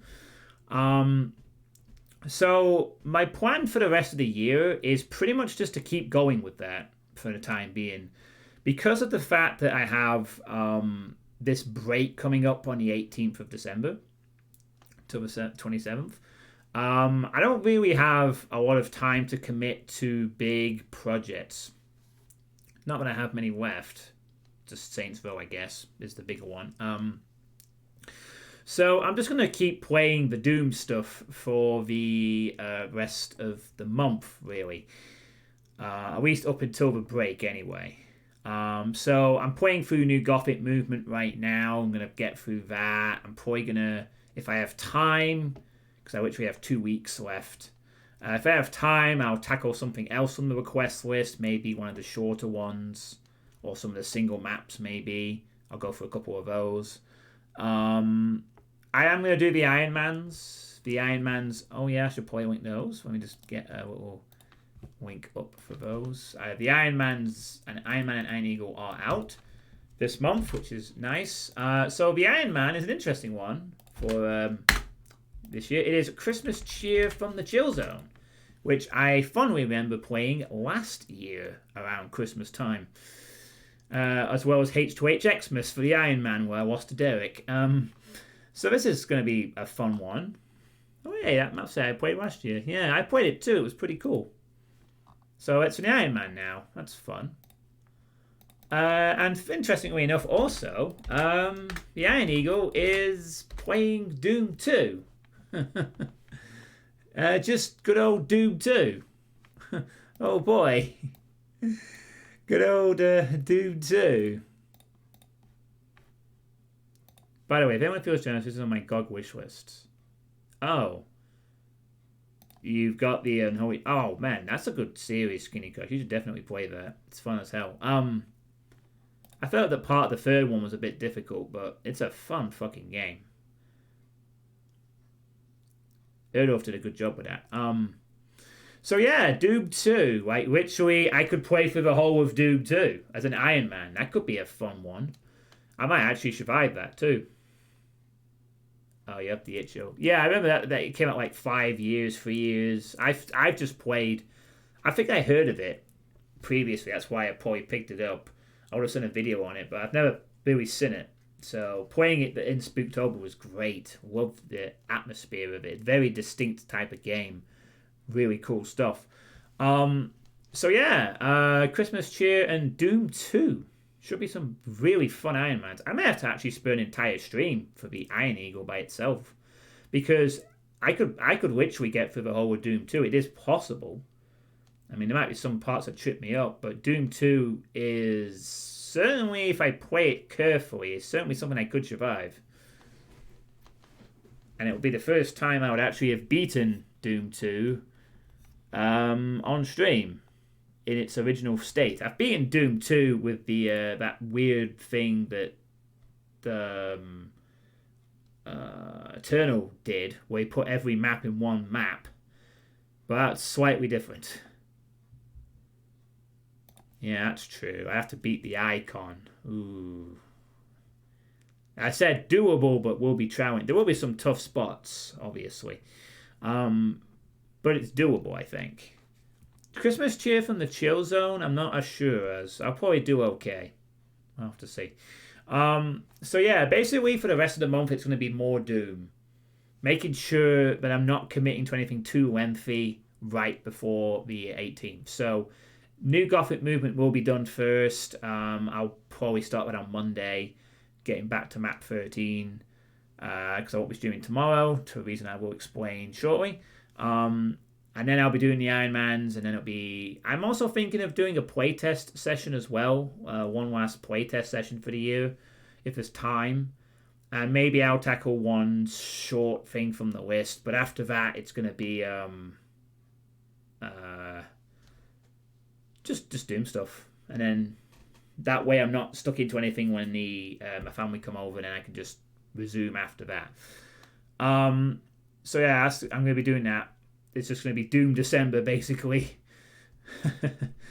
And in regards to the other game... Oh, sorry, you've got something there. So, the remake of Joe and Matt got released as well. Looking a bit breaky, something in the game. Okay, cool. So, in regarding to the other game list, I'm going to resolve that next year. I mean, if I do end up playing Sin on New Year's Eve, that will be my resolution for the time being. But next year, I will be taking care of that more extensively. I'll talk more about that in the next Sweet State. I won't talk about it here too much. But basically, next year, the plan will be to get rid of the other game list entirely. I want that done by the end of next year. Because, to be fair, hey, thanks for the raid, Ghost next. To be fair, I've taken some good strides this year to reduce the list by taking care of Final Fantasy 9 at the beginning of the year and Dragon Quest Heroes 2 a few months ago. So 2 of the bigger projects have gone. The only one that's left is Saints Row, and I'll have to probably pick up an Xbox 360 to do that, which is something I am considering doing over Christmas. Maybe. I'm certainly thinking about it. You know, get an Xbox 360, get Saints Row 1 and 2 on console, set up a Winky Wink thing, and then play it that way. So, that will require some technical stuff to be done, but I'll see if I can pull it off. Oh, that's the thing that's held me back, really, is doing all this boring technical stuff for getting the console thing set to the PC, but I'm sure it can be done. I do have some capture software that may help me out in that regard. So yeah, I will be trying to tackle that more next year, and I'll talk more about that in next year in Sweet State 54. And obviously, another point is some of the stream absences for the next few weeks will also be determined by the World Cup. Which is ongoing. As you're probably aware, there is a Football World Cup going on right now, and England are playing tomorrow night, in fact, against Senegal, the African Cup champions. So tomorrow night, there will be no stream, because I'll be watching that game. There may be some other games I want to watch as the tournament enters the latter phases. Obviously, the final, but I will be off by then. The final is actually on the first day my sister comes over, so that won't be a problem. But there might be some other streams I miss out for the next 2 weeks, depending on how far England get, depending if there's any good games coming out. So that's why I don't want to do any massive, big projects over the next 2 weeks, because with the World Cup being on, with my college stuff and with work and with everything else, I might not actually get to stream that much from now until my break. You're happy your country throughout the World Cup. Football. Yeah, that Japan-Spain game was quite interesting. So basically, if England are playing on any given night, I won't be streaming that night. And if there's any decent matches that come up later on, which I'm sure there will be, I'll also be watching those. But I'll keep you informed on my Discord and on any streams. I might mention stuff like I've mentioned I won't be streaming tomorrow because it's the England game against Senegal. If I get past that, then there'll be another one, and so forth. There'll be some other big games too I want to watch. So really, there is a possibility that literally Doom December is just finishing New Gothic Movement, one stream for Iron Man's, one stream for playtest, and then that's it. That could be all I get time to do. Doom-wise, but I'll see how it goes. Obviously, it's going to be a bit of a rush for the last 2 weeks. I'm actually glad Faith on God because I really lose my patience with Valve. Oh, that's awkward. Guinea Cos? So yeah, the World Cup is on. It's been pretty okay. It's had some good games, had some mech games. It's had some shocks, which has been nice. And it will affect some stream times. Right, so moving on to my penultimate point. As I said, I'm skipping through these a bit, but that's because there's not really anything too extra to go on about. So I'm just going to pop my webcam over here. And if I'm putting it on the top left, some of you can probably figure out what I'm already going to load into. Hopefully it will load relatively quickly. Do you recognize it now, Mr. Clabs? Do you recognize it now? 6.4.1. Yes, you probably do. 1,022 hours. That's the first thing I need to mention. As of recently, I have finally hit 1,000 plus hours in this game.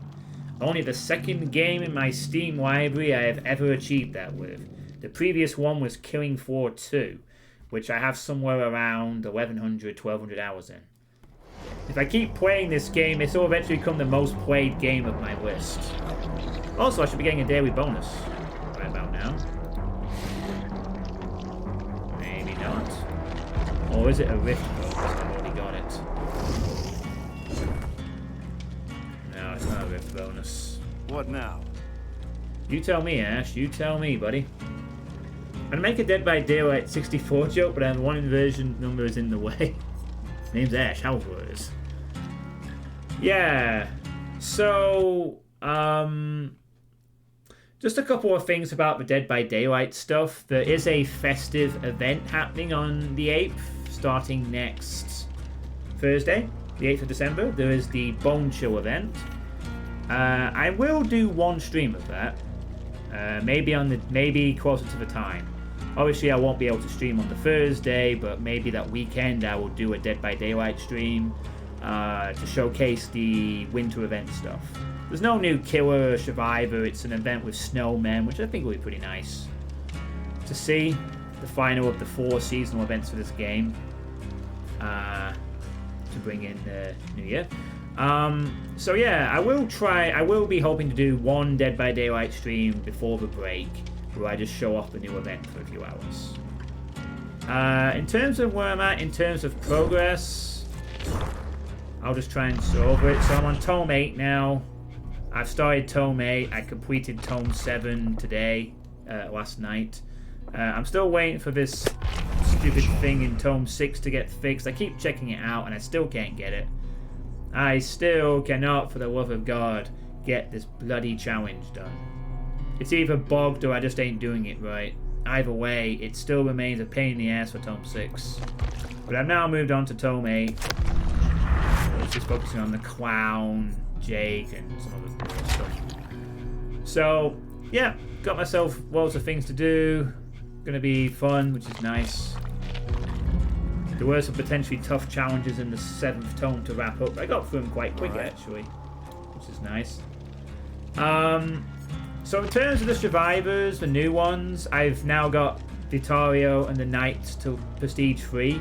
So every character has the abilities on both sides, which is nice. And now I'm just through the progress of teching up every survivor, which I've almost done. I just need to do Ash, getting all the perks on them, to make sure they have every perk possible in the game, including the common ones and the ones that aren't bound to characters.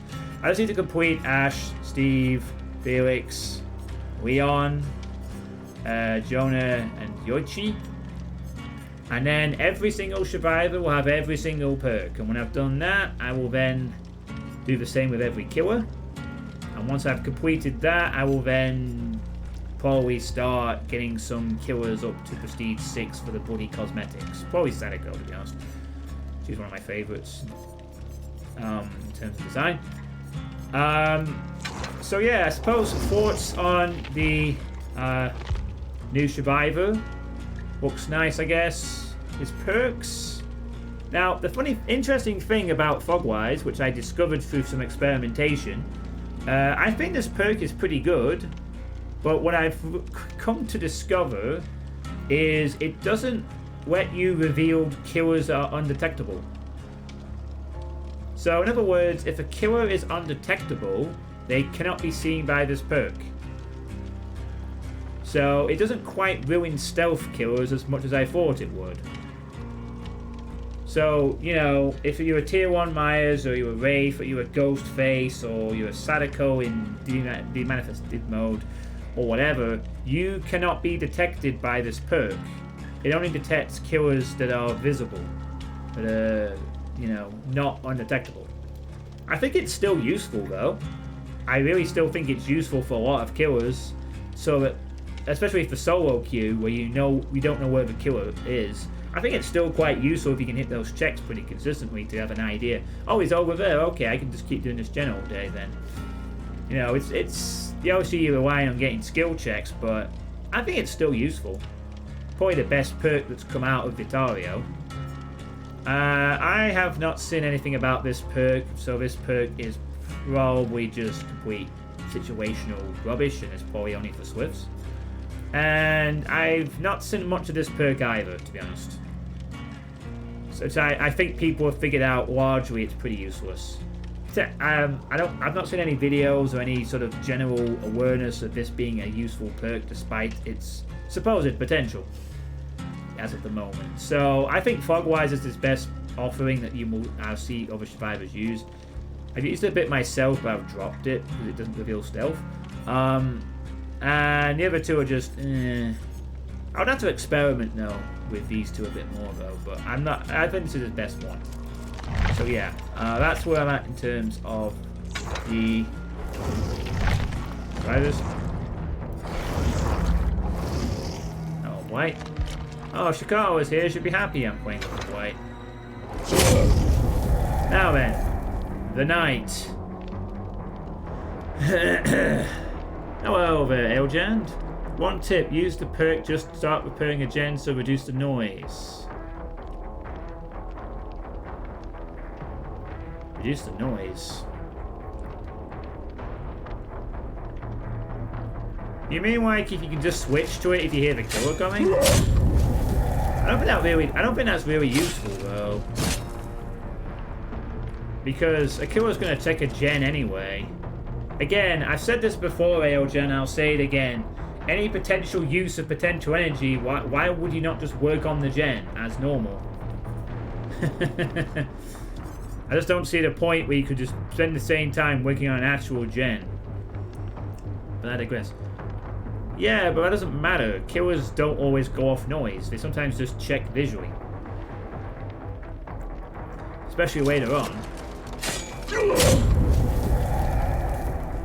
And again, you know, I'd rather work on the gen and create noise than do nothing. That's all it. Because this is a new killer, the Knight. So, I have played against a decent amount of Knights at this point, and one thing I can certainly say is I can understand why people don't like playing against the Knights. The way I see it is the Knight, he's like the artist, but in melee. He has that same irritating factor to him, where all he has to do is press one button and he smashes whoops to pieces with his little power.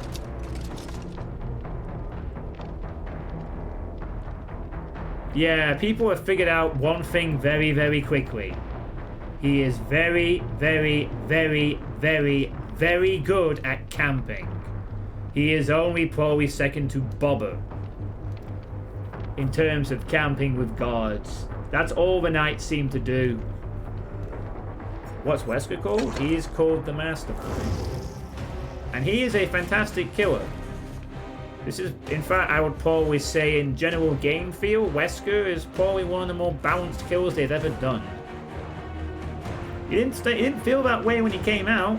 Honestly, I thought he was a bit lacking, but I'm impressed. They've done a really good job with Wesker. Very, very good job. I've had some fun games against the Wesker, because you can actually dodge his power. It's very balanced. I think they did fantastic with him. But the Knight, oh, good grief. It looks like the most normal killer. I mean, he's good at camping. I'm not kidding. You get put on a hook, he spawns a guard next to you. He's very effective at shutting down trades and also whoops. But he's at melee. He's basically, I think the Knight is just like the artist, but lacking the range element. But he can camp hooks. He doesn't have the ability to fly birds across the entire map, but he can camp hooks and he can deny loops by just pressing a button and having a giant AoE detection. And it's the same sort of thing, you know, against an artist you know that looping isn't going to be a good idea because she'll just put a bird down and cut you off. And with a Knight it's the same principle. Even playing against like a Dredge, I suppose, minus the teleport option. You know that if he's gonna whoop, he's gonna press his button, summon a knight, and then, you know, you gotta deal with either him or his buddy. Yeah, I have to agree with you, Aeljan. Certainly compared to the Wesker update, or Sadako, or the Dredge, you know, people are already playing other things, but when people do play the Knight, in fact, I even played against a Knight earlier, and he said at the end of the game, yeah, fuck this, I'm not playing this guy anymore, I'm done. Yeah, because Wesker is balanced. He is genuinely balanced. His power can be countered with good movement and awareness. And his power is not ridiculous. It has an anti-loop element, but it's beatable. Dredge's anti-loop is insane. Sadako is good if you know how to condemn people. And the Knight just camps. Otherwise, his power is not very strong. You know, people can just run away from his guard detection. 3 games versus Dredge. Scary. Yeah, I mean, playing against the Knight is basically you're going to get camped. That's the best way to play as him. You just camp hooks with the guards as long as you can, and you chase people. And in whoops, you just drop the guard immediately, and people will have to back away. Otherwise, they're going to have to be chased by a guard and could be double hit if they're unlucky. He just seems like a killer that's just very unpleasant to play against. And playing as him, I find him to be like the twins, but less janky. But not really that fun either. Oh, I summon a guard and now a loop's gone. I'll patrol a bit. That's it. There seems to be some cool strategy in trying to use the patrol path to anticipate a survivor in a flank attack. But honestly, most of the time, his effectiveness just seems to be insta-cast. Insta-cast the ability. Press it immediately. Bam. Right. Guard. Done. That's it. The end. Now they have to leave the loop, and if they get found out, now I have something chasing after them, and I can chase after them, and yeah.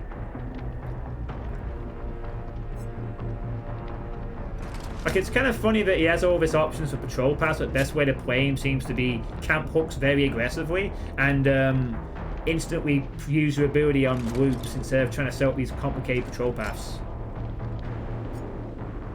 So I finally understand why people don't like playing against him. He is basically the artist, but melee. That is a very fair comparison. Drops a guard, you run away from the loop, you can't use loops. And he's about as fun to deal with. I mean, Artie doesn't tend to camp hooks, she just tends to spam birds, but it's unpleasant. Although it's not as bad as the Dredge. A good Dredge, anyway. In terms of his power, I don't know. I've not played enough of the Knight, to be fair. But I find the Knight to be clunky, but he's not as bad as the twins. His powers seem to be decent, though. Nowhere to Hide has definitely gotten me some good value when I've tried it out on a few other killers. I definitely say this is probably his best perk. You know, kicking generators and finding people in 24 meters. That's pretty good. This one, surprisingly, I thought more killers would try and use this one, but I actually haven't seen it that much. I've tried to use it myself, and it doesn't seem like it's as great as it seems. I mean, yeah, random screaming can throw people off, but it doesn't seem like it's all that great. Just a slight irritation rather than anything super useful. It's an interesting perk, though, don't get me wrong. Oh yeah, I've seen this on quite a few killers, so it's definitely being used a lot as a new aura thing. It's very useful, especially in a 3-gen situation too, when survivors are more likely to be nearby. This one I don't see used too much. I need to experiment more. And this one I've also not seen used too much, but I think there's some combos where it stacks well with Enduring Spirit Fury. I think it definitely is part of a nasty combo, Enduring Spirit Fury Hubris. But, yeah. So overall, I think the Knight is potentially an interesting killer, but he's not that great. He just camps hooks. the best way to play him is you camp hooks. You find someone, you cut the loop off, you camp them on the hook. Repeat.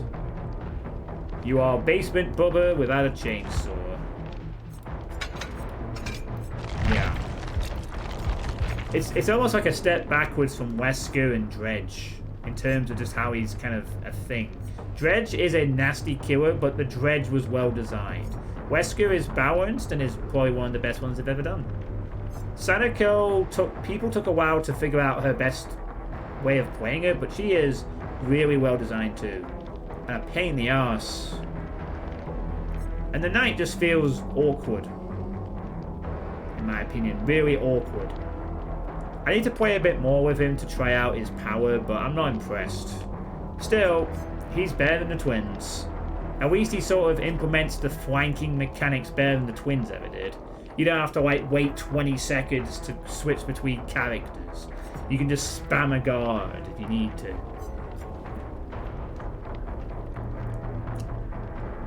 Well, yeah, any killer can tunnel, but I think he's the most balanced. His implementation. It took a while for me to realize it, but I see it. I've played enough games against and with him. I like playing as Wesker, and I like playing against Wesker usually because he can be. It can be fun to dodge him. Yeah, but that's why you have the first stage sprays.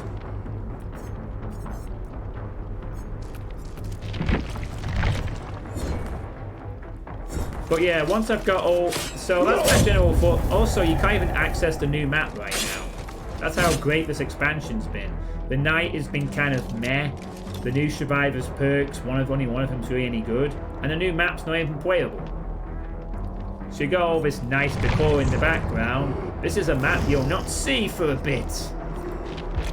You're not allowed to see it. The theme's not bad, though. The music theme of the Knight's pretty okay. They deserve a medal. It just feels like a step backwards. And there's still bugs. The wiggle bug has been reduced, but it's still there, sort of. I mean, the Wesker patch was great. And now I feel it's taken a step backwards. It's a real shame because the Dredge was fantastic. I mean, the Garden of Joy map was bloody awful for Killer, but... I remember having a lot of fun with the Dredge. I remember being frustrated by Wesker initially, but I've grown to love him. I don't know how the Knight's going to end up. I think the Knight's just going to end up being one of those killers that just gets used every so often. But otherwise, it's like, I can camp hooks real well, and that's about it. That's my entire quirk. Oh well.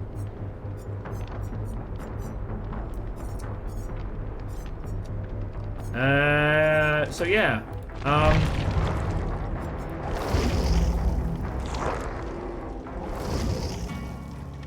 And in terms of the Survivor Adepts, I am still working on the Survivor Adepts as well. I haven't forgot about those. Obviously, this is where I'm at the moment. Currently, I'm up to Cheryl. I've also updated the thing from 33 to 34 since there is a new Survivor now. So there's one extra for me to go through. Now, I'm not sure. I will try to squeeze in an Adept stream before the end of the year, but there's no promises on that. Yeah, I think the Night map will be interesting. I'd have liked to have played on it a bit more so I could assess it and play on it, really. It feels like it's a map that is maybe, again, quite Survivor-sided with the power amount, but it's nice and open. Massively wide open with lots of ruins and like massive windows of sight. I think it's an interesting map for that alone. It's like a giant square, sure, but it's like wrecked everywhere. It's a lot of weird clutter. It's an interesting one. It's a shame I can't play it right now. So yeah, I'm still working on the Adepts. There may be an Adept stream later this month. Maybe I'll squeeze one in after the break or slightly before. It depends on the time.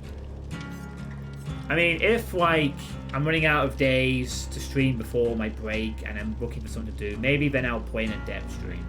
Just to have a go at a few. And I know it's doomed December, but I'm I might squeeze in that. Maybe I'll tie it into the festive stuff as well. Oh, I'll see. So I'm still working on the Survivor Adepts, and eventually I'll have the Killer ones, eventually. So that's really all I can say on that regard. And, there's actually one thing I forgot to sort of highlight when I did the update last time. Which I'd like to show you actually real quick. And that is, there's now a new option in the custom game mode.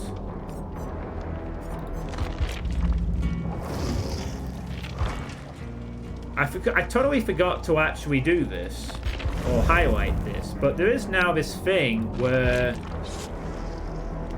you can play against bots in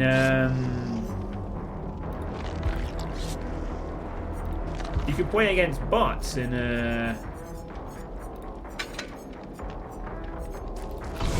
custom modes, but only survivor bots for now.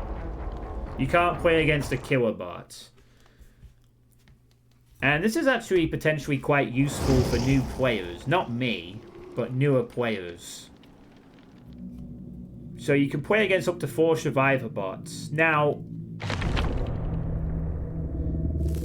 some people said that this was a good update. This will be a very quick showing because I'm going to show you how bad these bots are, by the way. Because there's one problem that they didn't mention. These bots are terrible. I'm not kidding. I've seen them do some stupid shit. I am not joking. If I could show you something, I will. These bots are hilariously bad sometimes. They do some interesting stuff, but they are hilariously bad. But it's better than nothing, and it's a good way for new killers to learn the ropes. You might see what I mean when I play against them. Yeah, so the best way to do this is to look at what they're doing. Look at what they are doing. Do I even need to say anything else? That is literally enough evidence right there. Look at that. They're stuck on geometry. I've seen them get stuck in a corner before too. Look at that. Look at that. She didn't go for the power.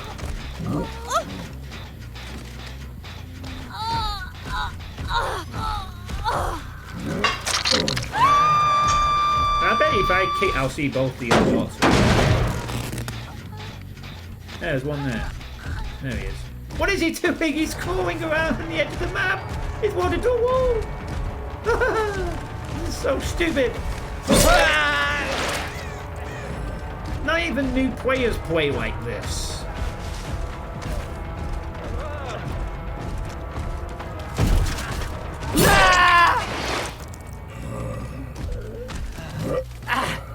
And you know what the funny thing is? Well, aside from the fact you can't actually set the perks with the try double hit. New basement looks nice. You know what? Oh, now he's unleashed. I've seen it before where a bot will literally... Yeah, it's the best way. You just spam and then hope they find them. Oh, do you find them? Nope, guess not. Oh well. We do.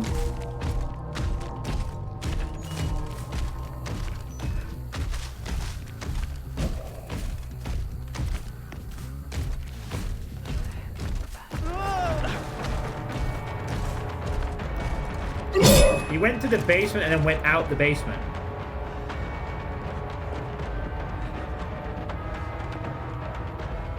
So, Scott Jund, great bots, eh?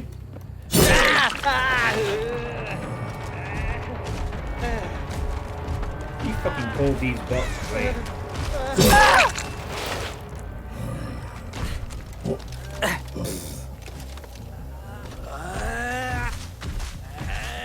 The only reason these are any good is because they are better than nothing.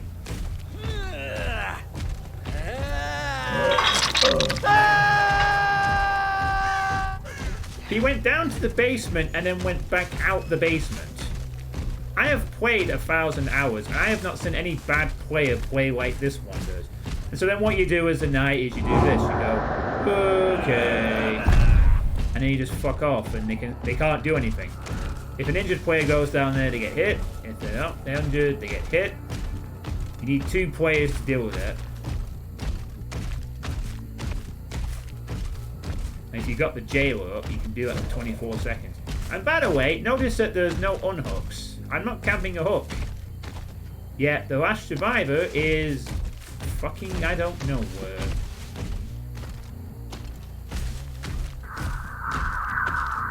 I have no idea where the last bot is. That is from me. Hang on.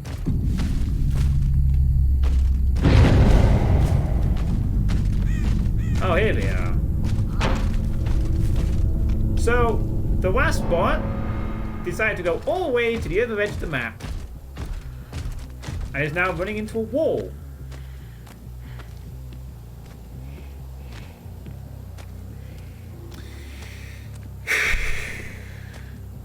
These are survive bots.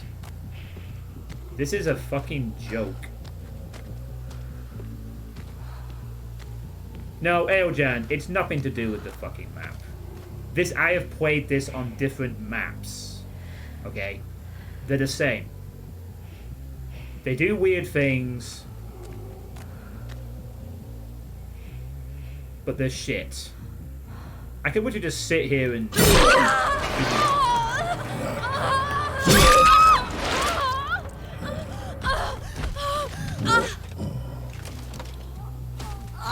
Now the game is over. There you go, jailer.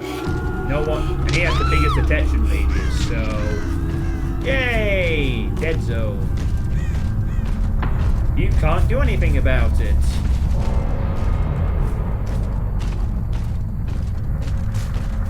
I've played him on Yamioka's mansion, I've played him on the game. The bots are garbage. Complete literal garbage.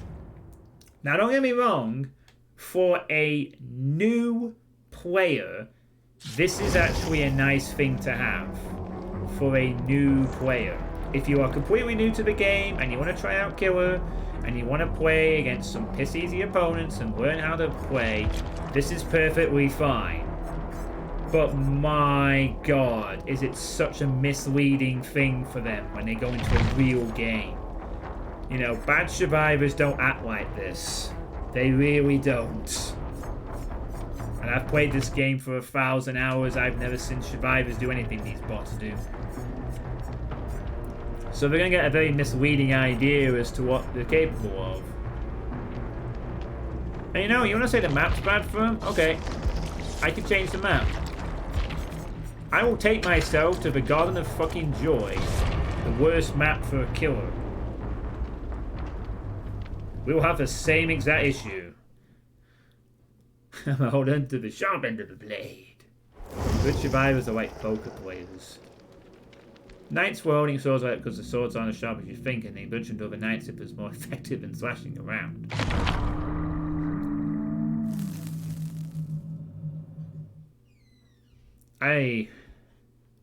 Sorry, I was just going to end the Dead by Daylight segment here, but I'm just going to showcase it's not a map thing. These bots are awful. New players will be able to test their power out, but please, I really hope they realize that actual players don't act like this. But this is still better than Fortnite. Still better than Fortnite, because at least the bots are in a separate mode. They don't just get launched into the game and it's like, yeah, guys, you're really doing well as you kill 20 players. Because you're playing against bots because we want you to buy our microtransactions and shit. I don't care. Fortnite probably gets better once you get past that bit, but I think Fortnite is bloody awful. Look at that!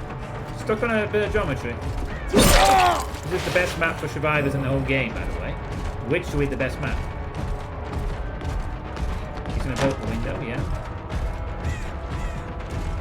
Okay, runs back into the house, yeah. Doesn't drop the pallet, smart.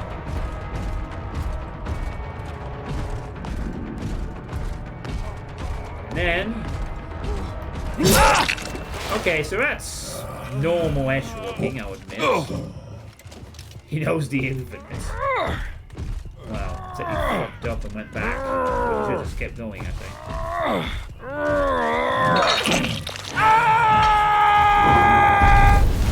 Alright, he's only had 12 seconds. But yeah, I can't wait to put the jail over there.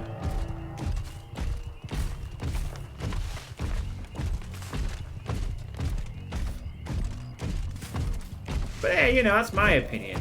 If Pineapple enjoys Fortnite, that's good for her.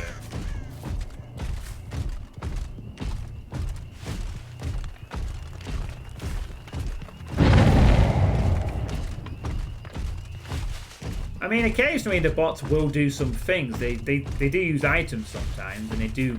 One of them did try and get a flashy save once, but they are so derpy. And by the way,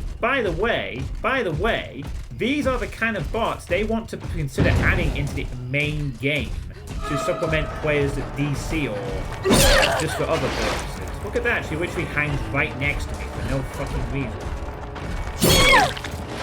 She got stuck on me. For no reason.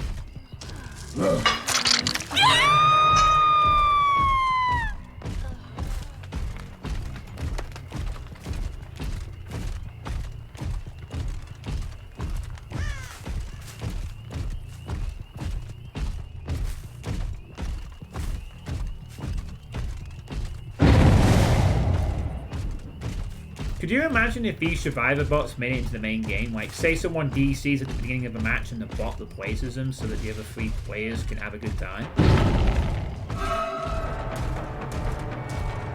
Based on this evidence, that needs to never ever happen. Ever.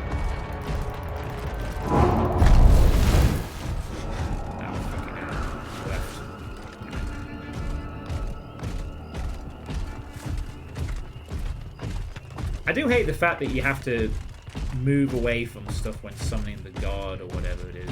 There's some clunkiness to how you can actually summon it, but...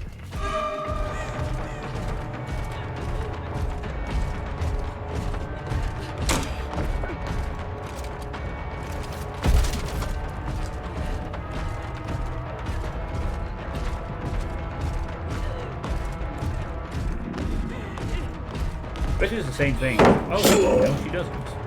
She actually does the thing possible. It's better.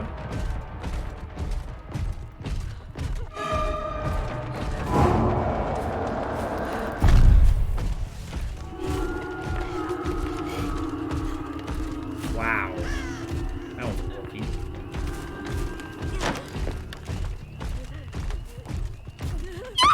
And then she tries to vault that afterwards.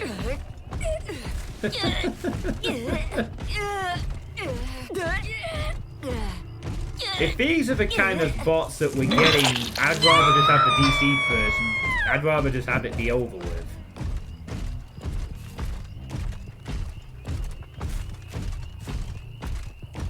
The thing is, you can't actually... I don't think you can set the items on the bots either. You can't set their perks or what items they use. I don't think. You just set... You can just... And it's also annoying that you can't choose what character you play against. You have to roll through them as well. So if you want to play against a specific survivor, say, you can't. You have to keep rolling until you get the one you want. I mean...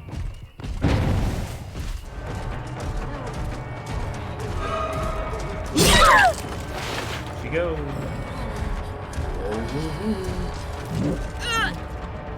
Alright. Power save. Nope. Power save.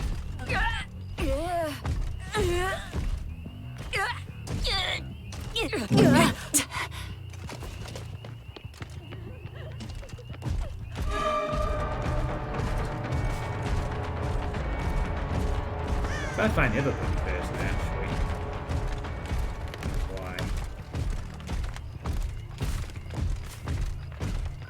Why? Pots with actual aim.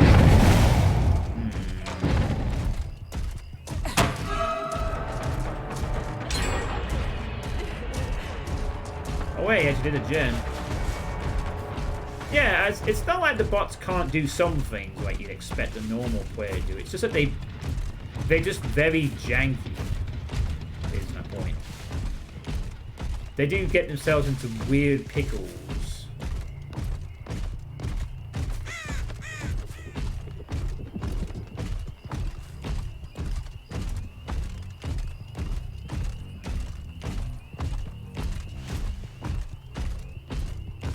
And you know, if they might have to be utilized on any map, so they can't just be bad on one.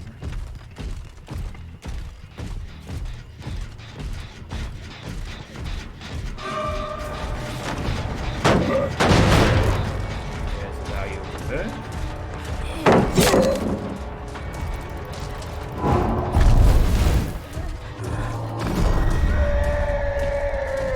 now you can go.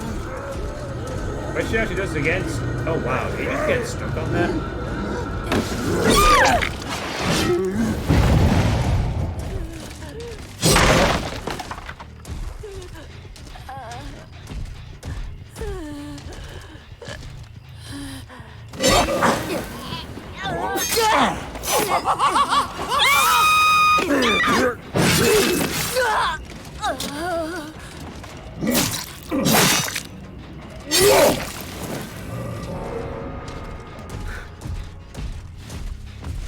That still looks so janky, the animation for that.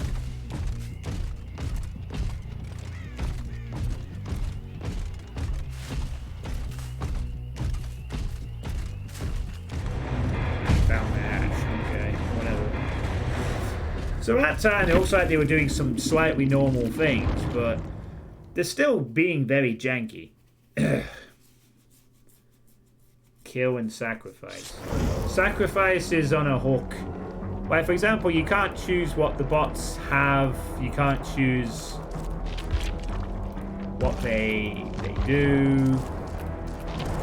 Like, you can't control what you can't even choose. You know, if you want to have a certain play, you gotta cycle through the bot. Oh, I don't want him. No, I want Michaela maybe. Well, I was lucky. I got Michaela. It's just so weird and janky. Well, killing is where you kill them yourself with a Mori, and sacrifice is where you put them on a hook. In theory, the hook is better because you get a few more points for it, but the Moris are there for animation purposes and to flex on people.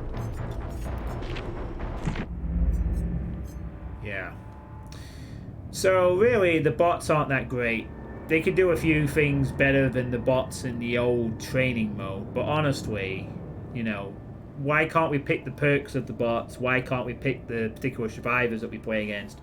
And why are they just weird?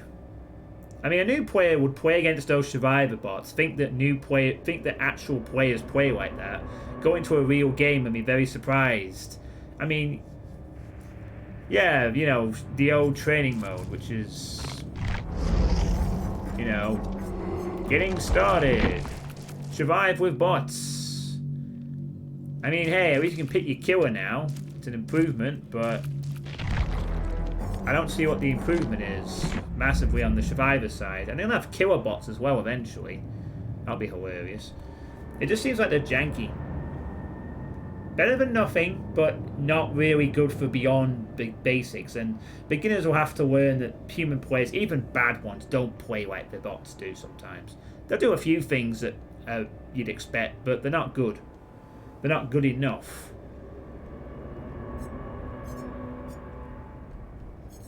Oh yeah, and then there's some new skins. Kayla gets this gorgeous outfit, which is really cute, called the Witch of the North. Where very, very cute. Kate gets to be Lady Gaga, which is also quite cute.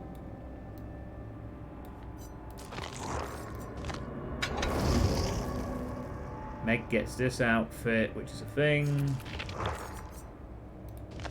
Trickster gets to pretend he's in BTS. Spiky bat and everything. Yeah, it is. And Yunjun gets something very casual, which is alright. And surprisingly, no Feng skin. Feng gets missed this time. So those are the new festive outfits you can acquire. Deck for Trials collection it's called.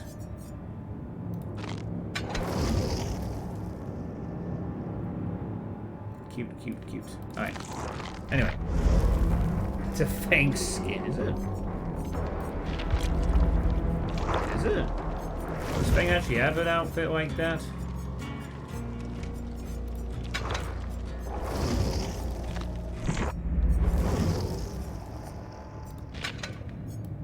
I mean, there's this one, but that's not quite the same thing, is it?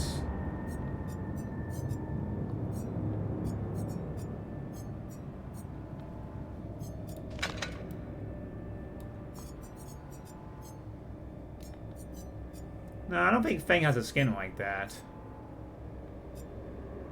Oh, you're saying the bunny Feng. I'm a pro gamer. Oh, it's white Feng skin, yeah.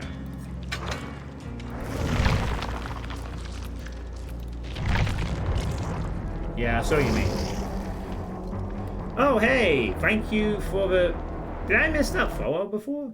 Sorry. I might have missed that. Someone followed a minute ago. Thank you for the follow, Adam for Christ. Much appreciated. Sorry for not noticing that for some reason. And my Streamlabs didn't pop up with it. But, yeah. Thank you for the follow, Adam. So, yeah. Overall, the update hasn't been that great, to be honest. The night isn't all that great to play against or as. The new map isn't available. I feel they've gone a step backwards with this, honestly. I hope the winter update's good, though. I hope the snowman is fun. We can still end the year in a high if the snowman update is fun. And I hope we get to show it off at some point next week. So yeah, that's my thoughts on DVD. And hopefully I'll try and get an adept stream done. I'm going to check the score on... 2-1 to Argentina. So it was a tight game then. Nice.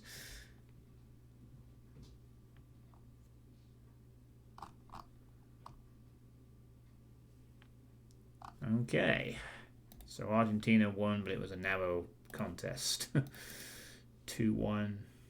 And it seems like Australia had a chance to bring it back. I'll have to watch the highlights for that a little later. Right, so that's all the stuff out. Wow, 2.5 hours. Incredible. So at this point, I'm going to turn up this part for the 9 people watching at the moment. And it's time for any questions from the audience. Do you have any questions about anything that I have discussed tonight? You know, anything about my break from streaming I'll be doing from the 18th to 27th of December? Anything about the poker, about the New Year's Eve stream, my new thing about the anger issues where I just don't talk about it anymore because I'm going to try and naturally let it improve by itself without forcing it, about Doom stuff, other game stuff, or anything DVD. You know, any question you want to ask, now is your chance. Feel free to go ahead and ask it. Fire away if you got any questions. Do you also have Red Faction 2? Let me check.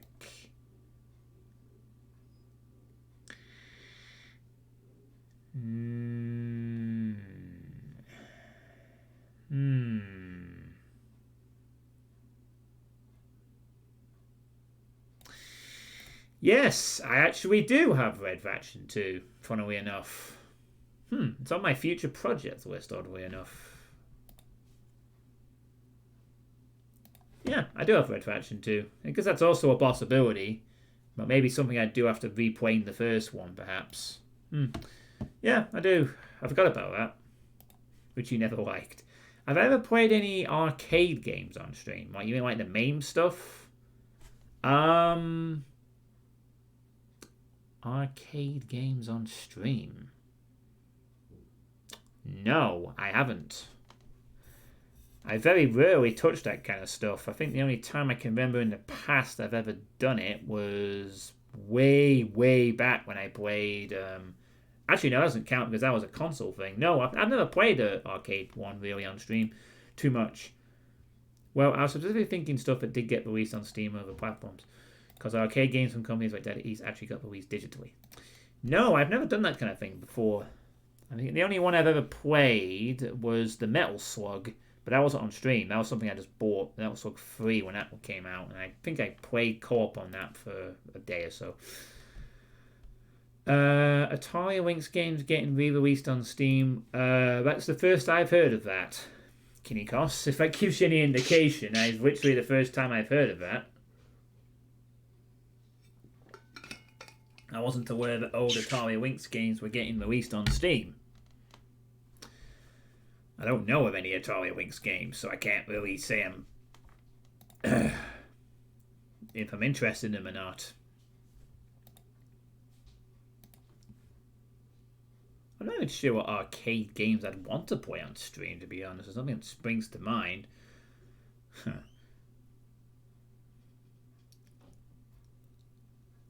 I have no idea if the Atari Lynx was even a thing in the UK.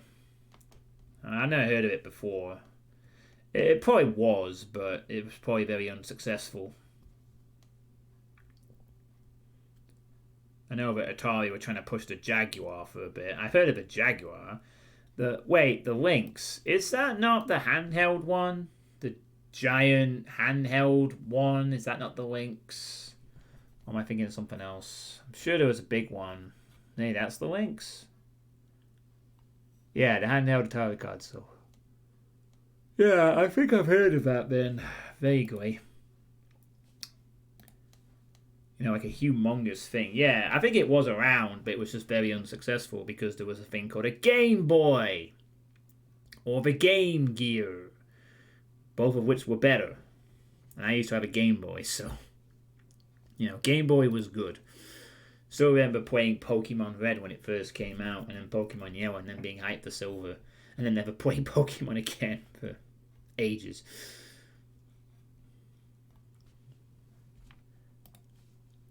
Oh.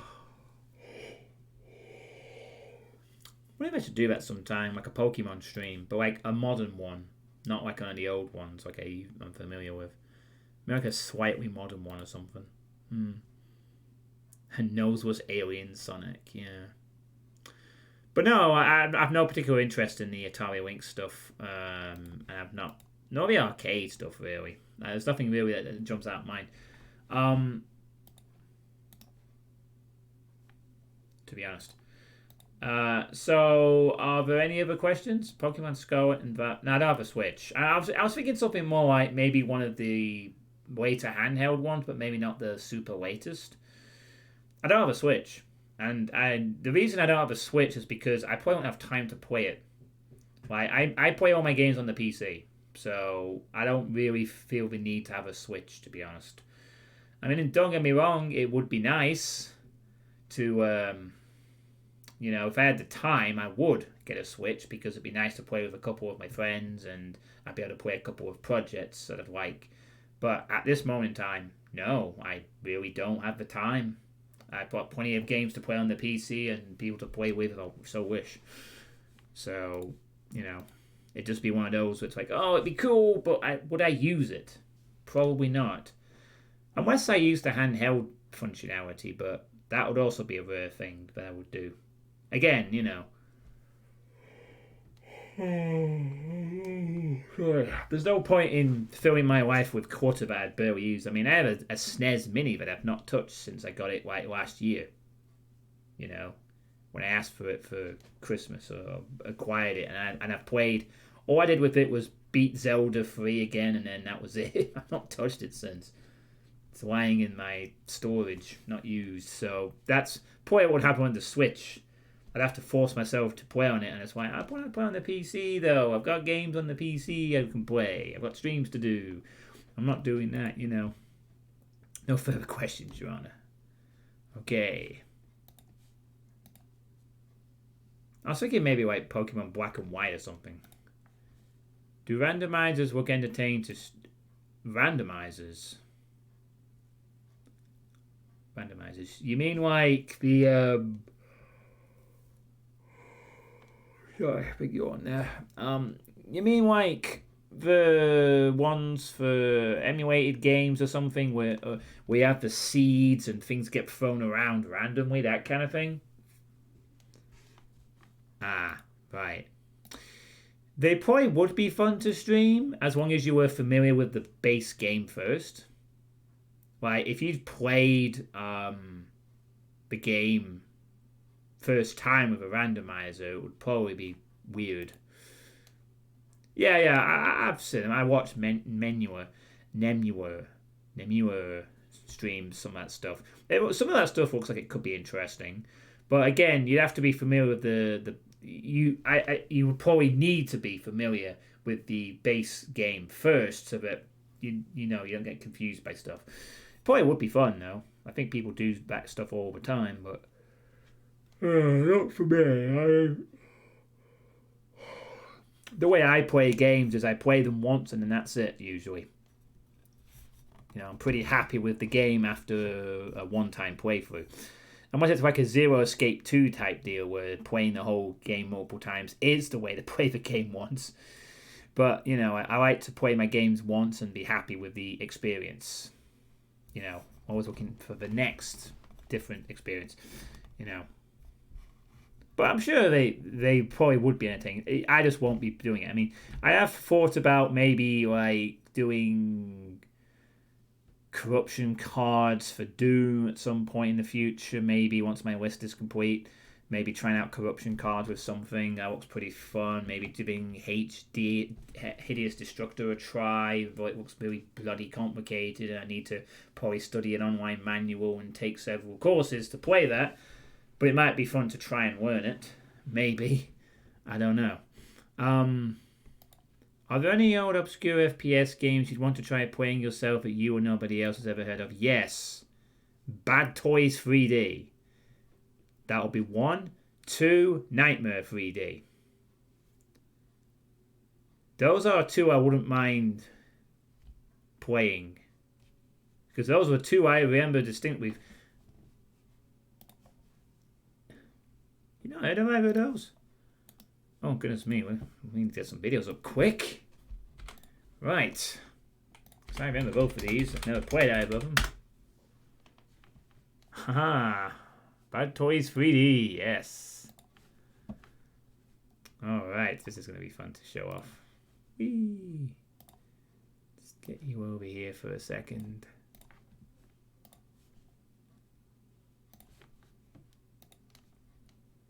Blah, blah, blah, blah, blah, blah. Alright. There. Oh my god, I remember the demo of this. Oh man, the era of this type of game. Oh god, this is so nostalgic. I remember this is how games used to look like on 95. Just simple screens like this. Awesome. I don't think this game is actually going to be any good, but I remember playing the demo of it back in the day, and it just looks goofy and, it's basically a Wolf 3D clone, but, so sort of skip forward a bit. Yeah, you can see. I'm sure I've shown this off before, to be honest.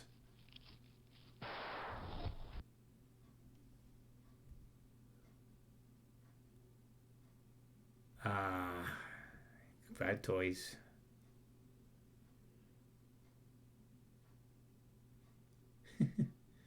What are they doing? Just play. So yeah.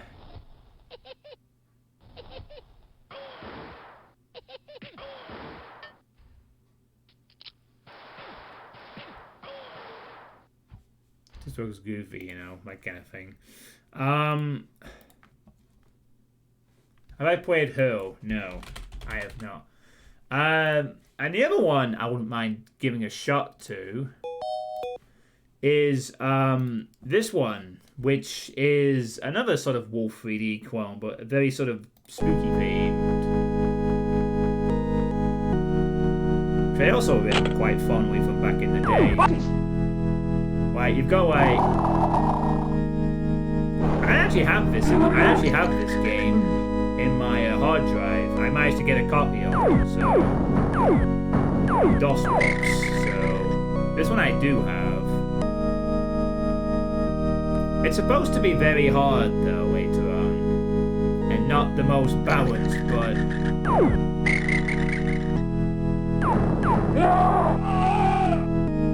I think it's an interesting game, but it's got some quirks to it. Like, for example, you can see down here you've got the sight and the crystal ball power-ups. This person's cheating as well, by the way. So the green one allows you to see the map. And the red one allows you to see enemies. But you can't have it indefinitely unless you cheat. Like this person has.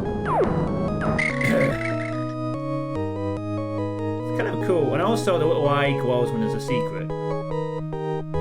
Nice touch. And different enemies have different weaknesses and so forth.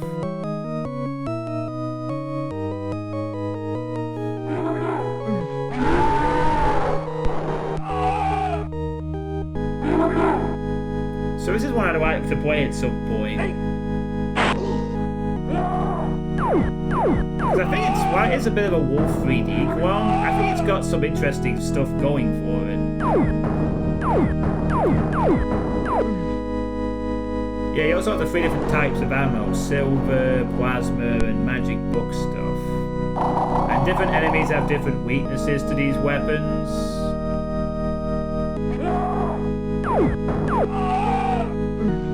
And you fight a lot of generic horror characters. No, it just looks fun to me. Yeah, so those are the 2 games I would happily... 2 of them I wouldn't mind playing. Quake be like. I don't think it's like Quake. It's not quite 3D. Yuzen can do. Yes, very slow projectiles. And also there's... Let me just get snap the camera back. Boink, there we go. There's also the fact that the most devastating enemy is like skeletons and witches that can hit scan attack and they can do a lot of damage and stuff. And apparently it's not the most balanced game ever, but I just like the theme of it. It's pretty interesting and it looks like an okay game. I'll definitely want to play it at some point, even though it looks like it would be janky. And I'm tough. Having Spurs saves. There are soft locks. Okay. Yeah, so that's definitely something I'd like to play. But that's in the future when I have no more requests to deal with, and then I can play what I want. That'll be a discussion for next year, hopefully. Yeah, I know it can get really awkward. I've seen a review of it, and apparently the combat is not the greatest when you get multiple enemies that can hit scan as well.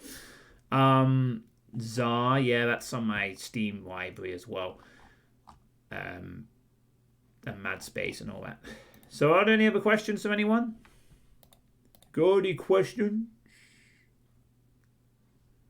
Don't be shy. Maybe you got any questions, Yuzen Candia, since you've just popped in?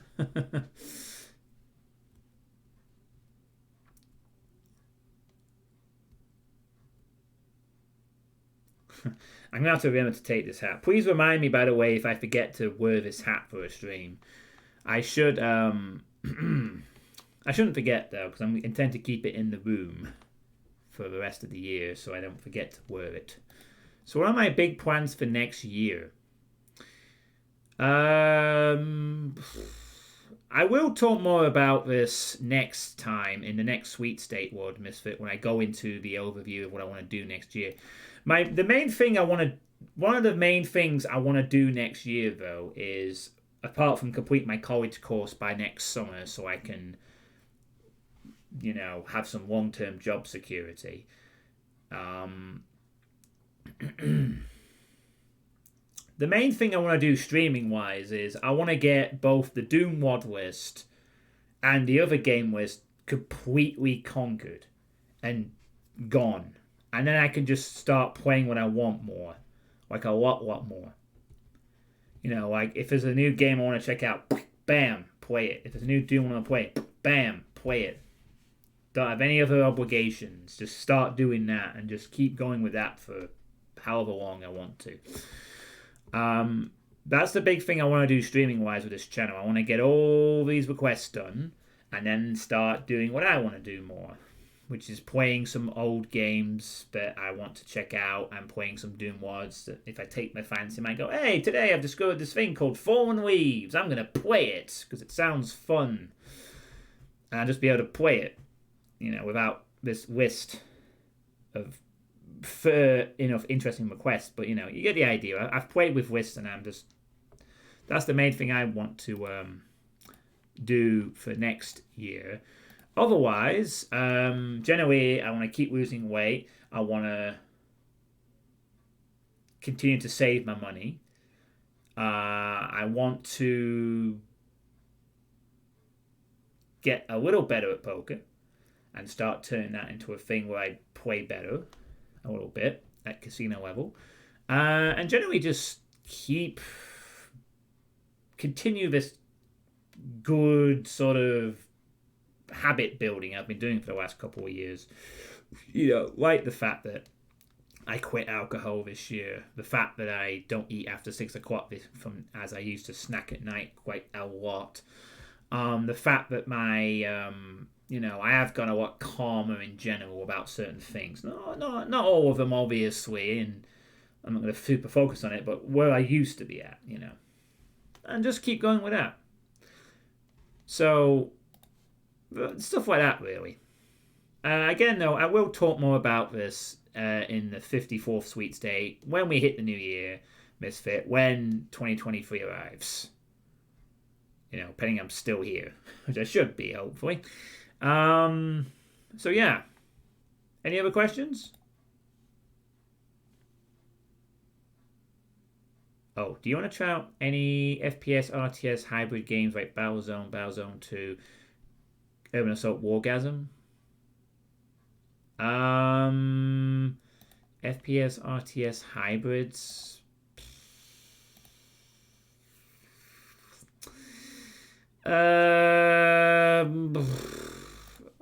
Getting me back into the RTS genre is going to be hard. I was thinking of revisiting StarCraft, the first StarCraft, and maybe trying to be better at that a little bit. Maybe try and get through the campaign of that again.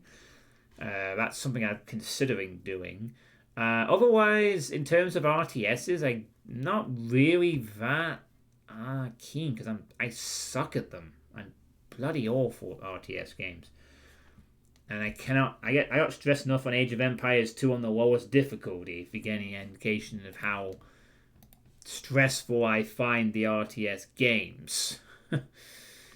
But what I rule out playing... Was Urban Assault the one where you have the energy things and you could control space shit? I remember playing a demo of a game like that years ago on an old PC Gamer disc. I'm sure that was called Urban Assault or something, where you have the energy grids and you build stuff and then you control the airships and you can switch between them, and that looked fun. This is the kind of game that Wargasm is.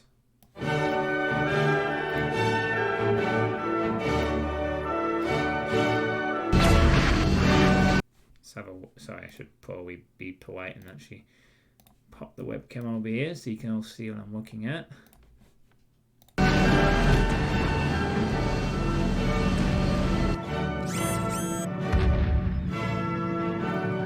Oh my goodness, it's World of Tanks!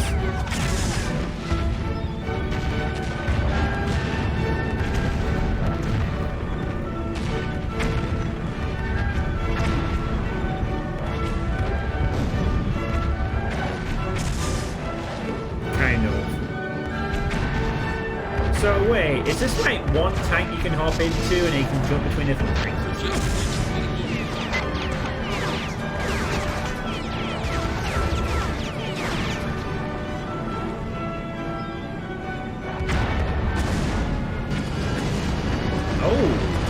Where's the chopper too?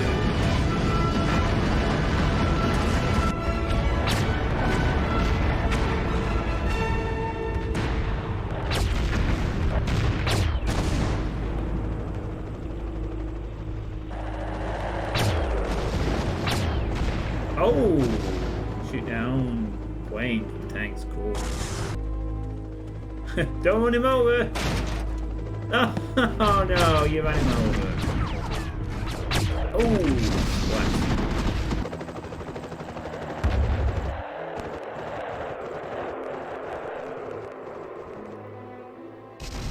Oh my goodness.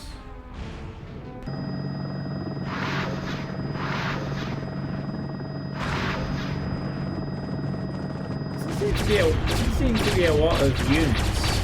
Oh, hang on.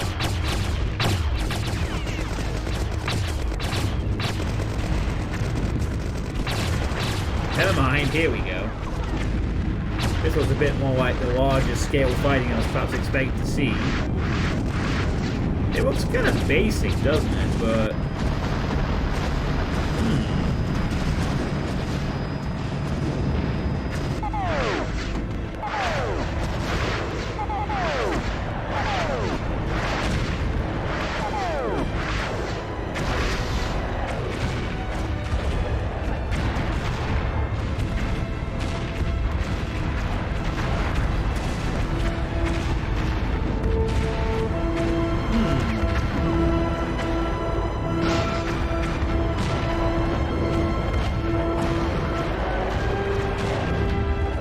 to admit though, this looks kind of fun, honestly.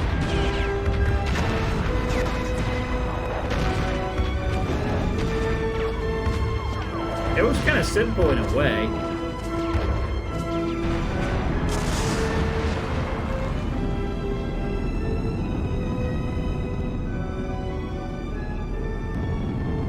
Oh, he plays a stealth. Wait, are those all bombs? Goodness. Mission accomplished. Oh my. Oh my goodness. That looks...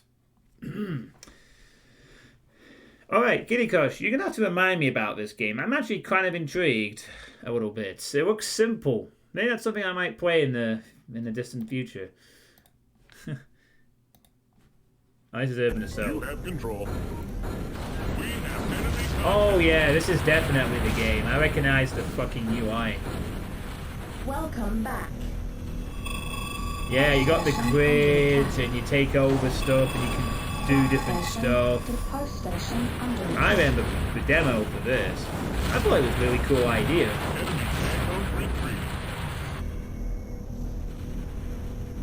Enemy tango's retreating.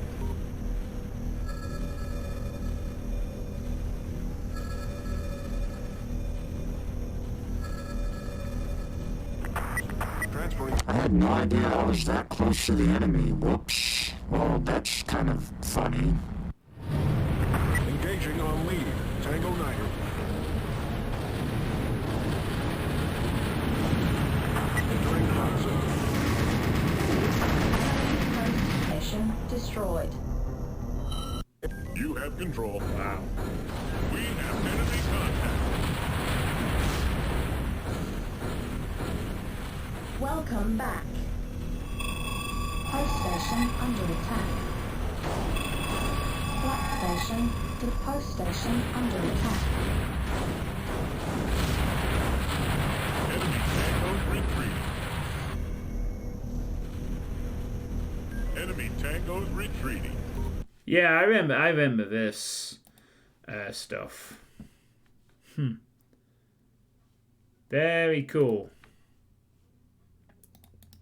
Yeah, I remember that. I mean, I remember the demo played on the PC Gamer back in '99. Like, it's so weird. Like, you build up energy, then you summon units. The units take over stuff, and you can command one of them if you want to do it yourself, which sometimes is better, and sometimes it was just odd. But I kind of liked. I remember enjoying it actually, at least for the demo anyway. I believe you said that Urban Assault gets very, very intense after a certain point in terms of managing everything. But it looks that something like that I might actually consider playing at some point because it looks like fun, different genres. That's the kind of thing I'm going to experiment more with over time as well. I am going to try and play like a city building game at some point as well. Something like I don't know, maybe I'll do like the Dungeon Keeper or Theme Hospital, or a proper city building game like a Sim City or City XXL or some shit like that. Or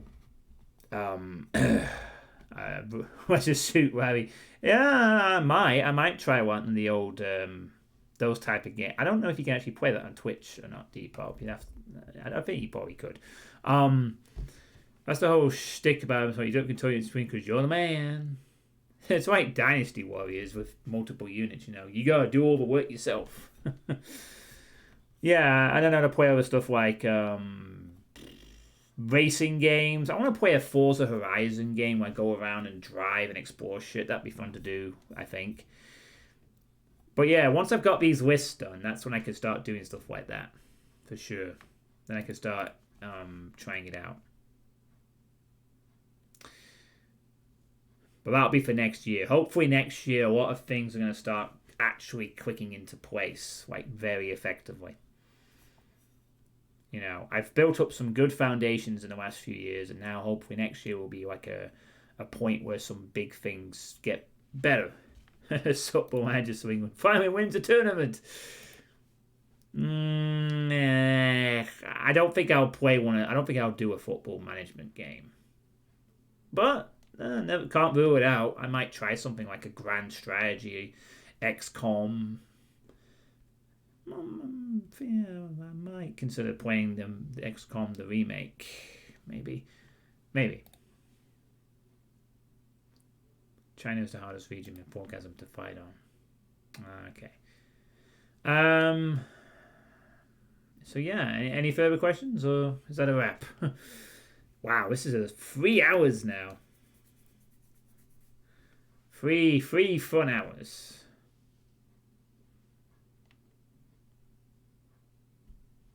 And you never know, Deep, but by the end of this month, maybe England will have won a tournament again. You never know, eh? Until we're out, you can never know. Got this bobble. That's all you had in mind. Okay. Fair enough. Bruh.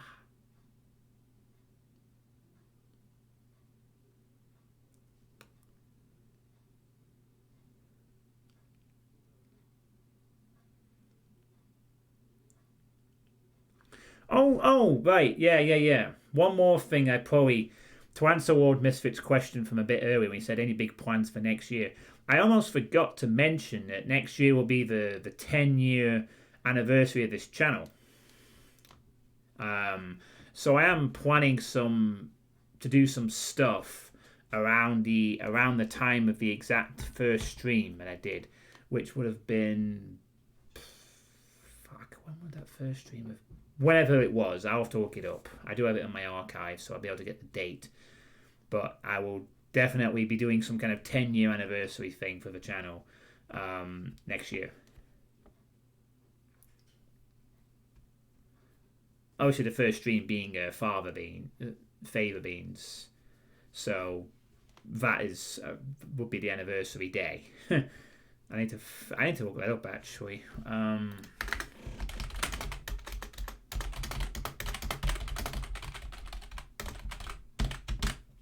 So I'll just note down to look up the actual date, because I don't know. I think it was sometime in spring, if I'm not mistaken. But I'll be doing something with that. Okay, well, that seems to be it for this sweet state. So, thank you all for those who tuned in. Hope you've had a good few hours. I won't be streaming tomorrow because England are playing Senegal, so there'll be no stream. But Monday, I will be getting back to New Gothic Movement. Resuming from map 13, I've got 6 maps left to do, so I'm hoping to have that done next week, early on. I am planning to do a DVD stream for the winter event, which will just be a one-off thing. And beyond that, it depends on what time I get between now until the 18th of December, when I won't be streaming over festive period. So I'm hoping to get all the little things done before then, so I can, don't want to give myself anything too time constricting at this point. So hopefully the next 2 weeks will go well, streaming wise and otherwise. But we'll see. So yeah, let's go and raid someone, shall we? Oh wow, 15 viewers. Dang, that's a lot of people. Thank you for those who have stuck around. And we're gonna go raid Bridge, because I might actually join the deathmatch session. Not immediately, but I might join it in a little bit. I'm gonna nip out and take care of some stuff first, but I might join their session in like an hour or so. So I might appear, you might hear my voice on getting fragged a lot, because Bridge is like really good at deathmatch, and they've got a lot of practice, and I have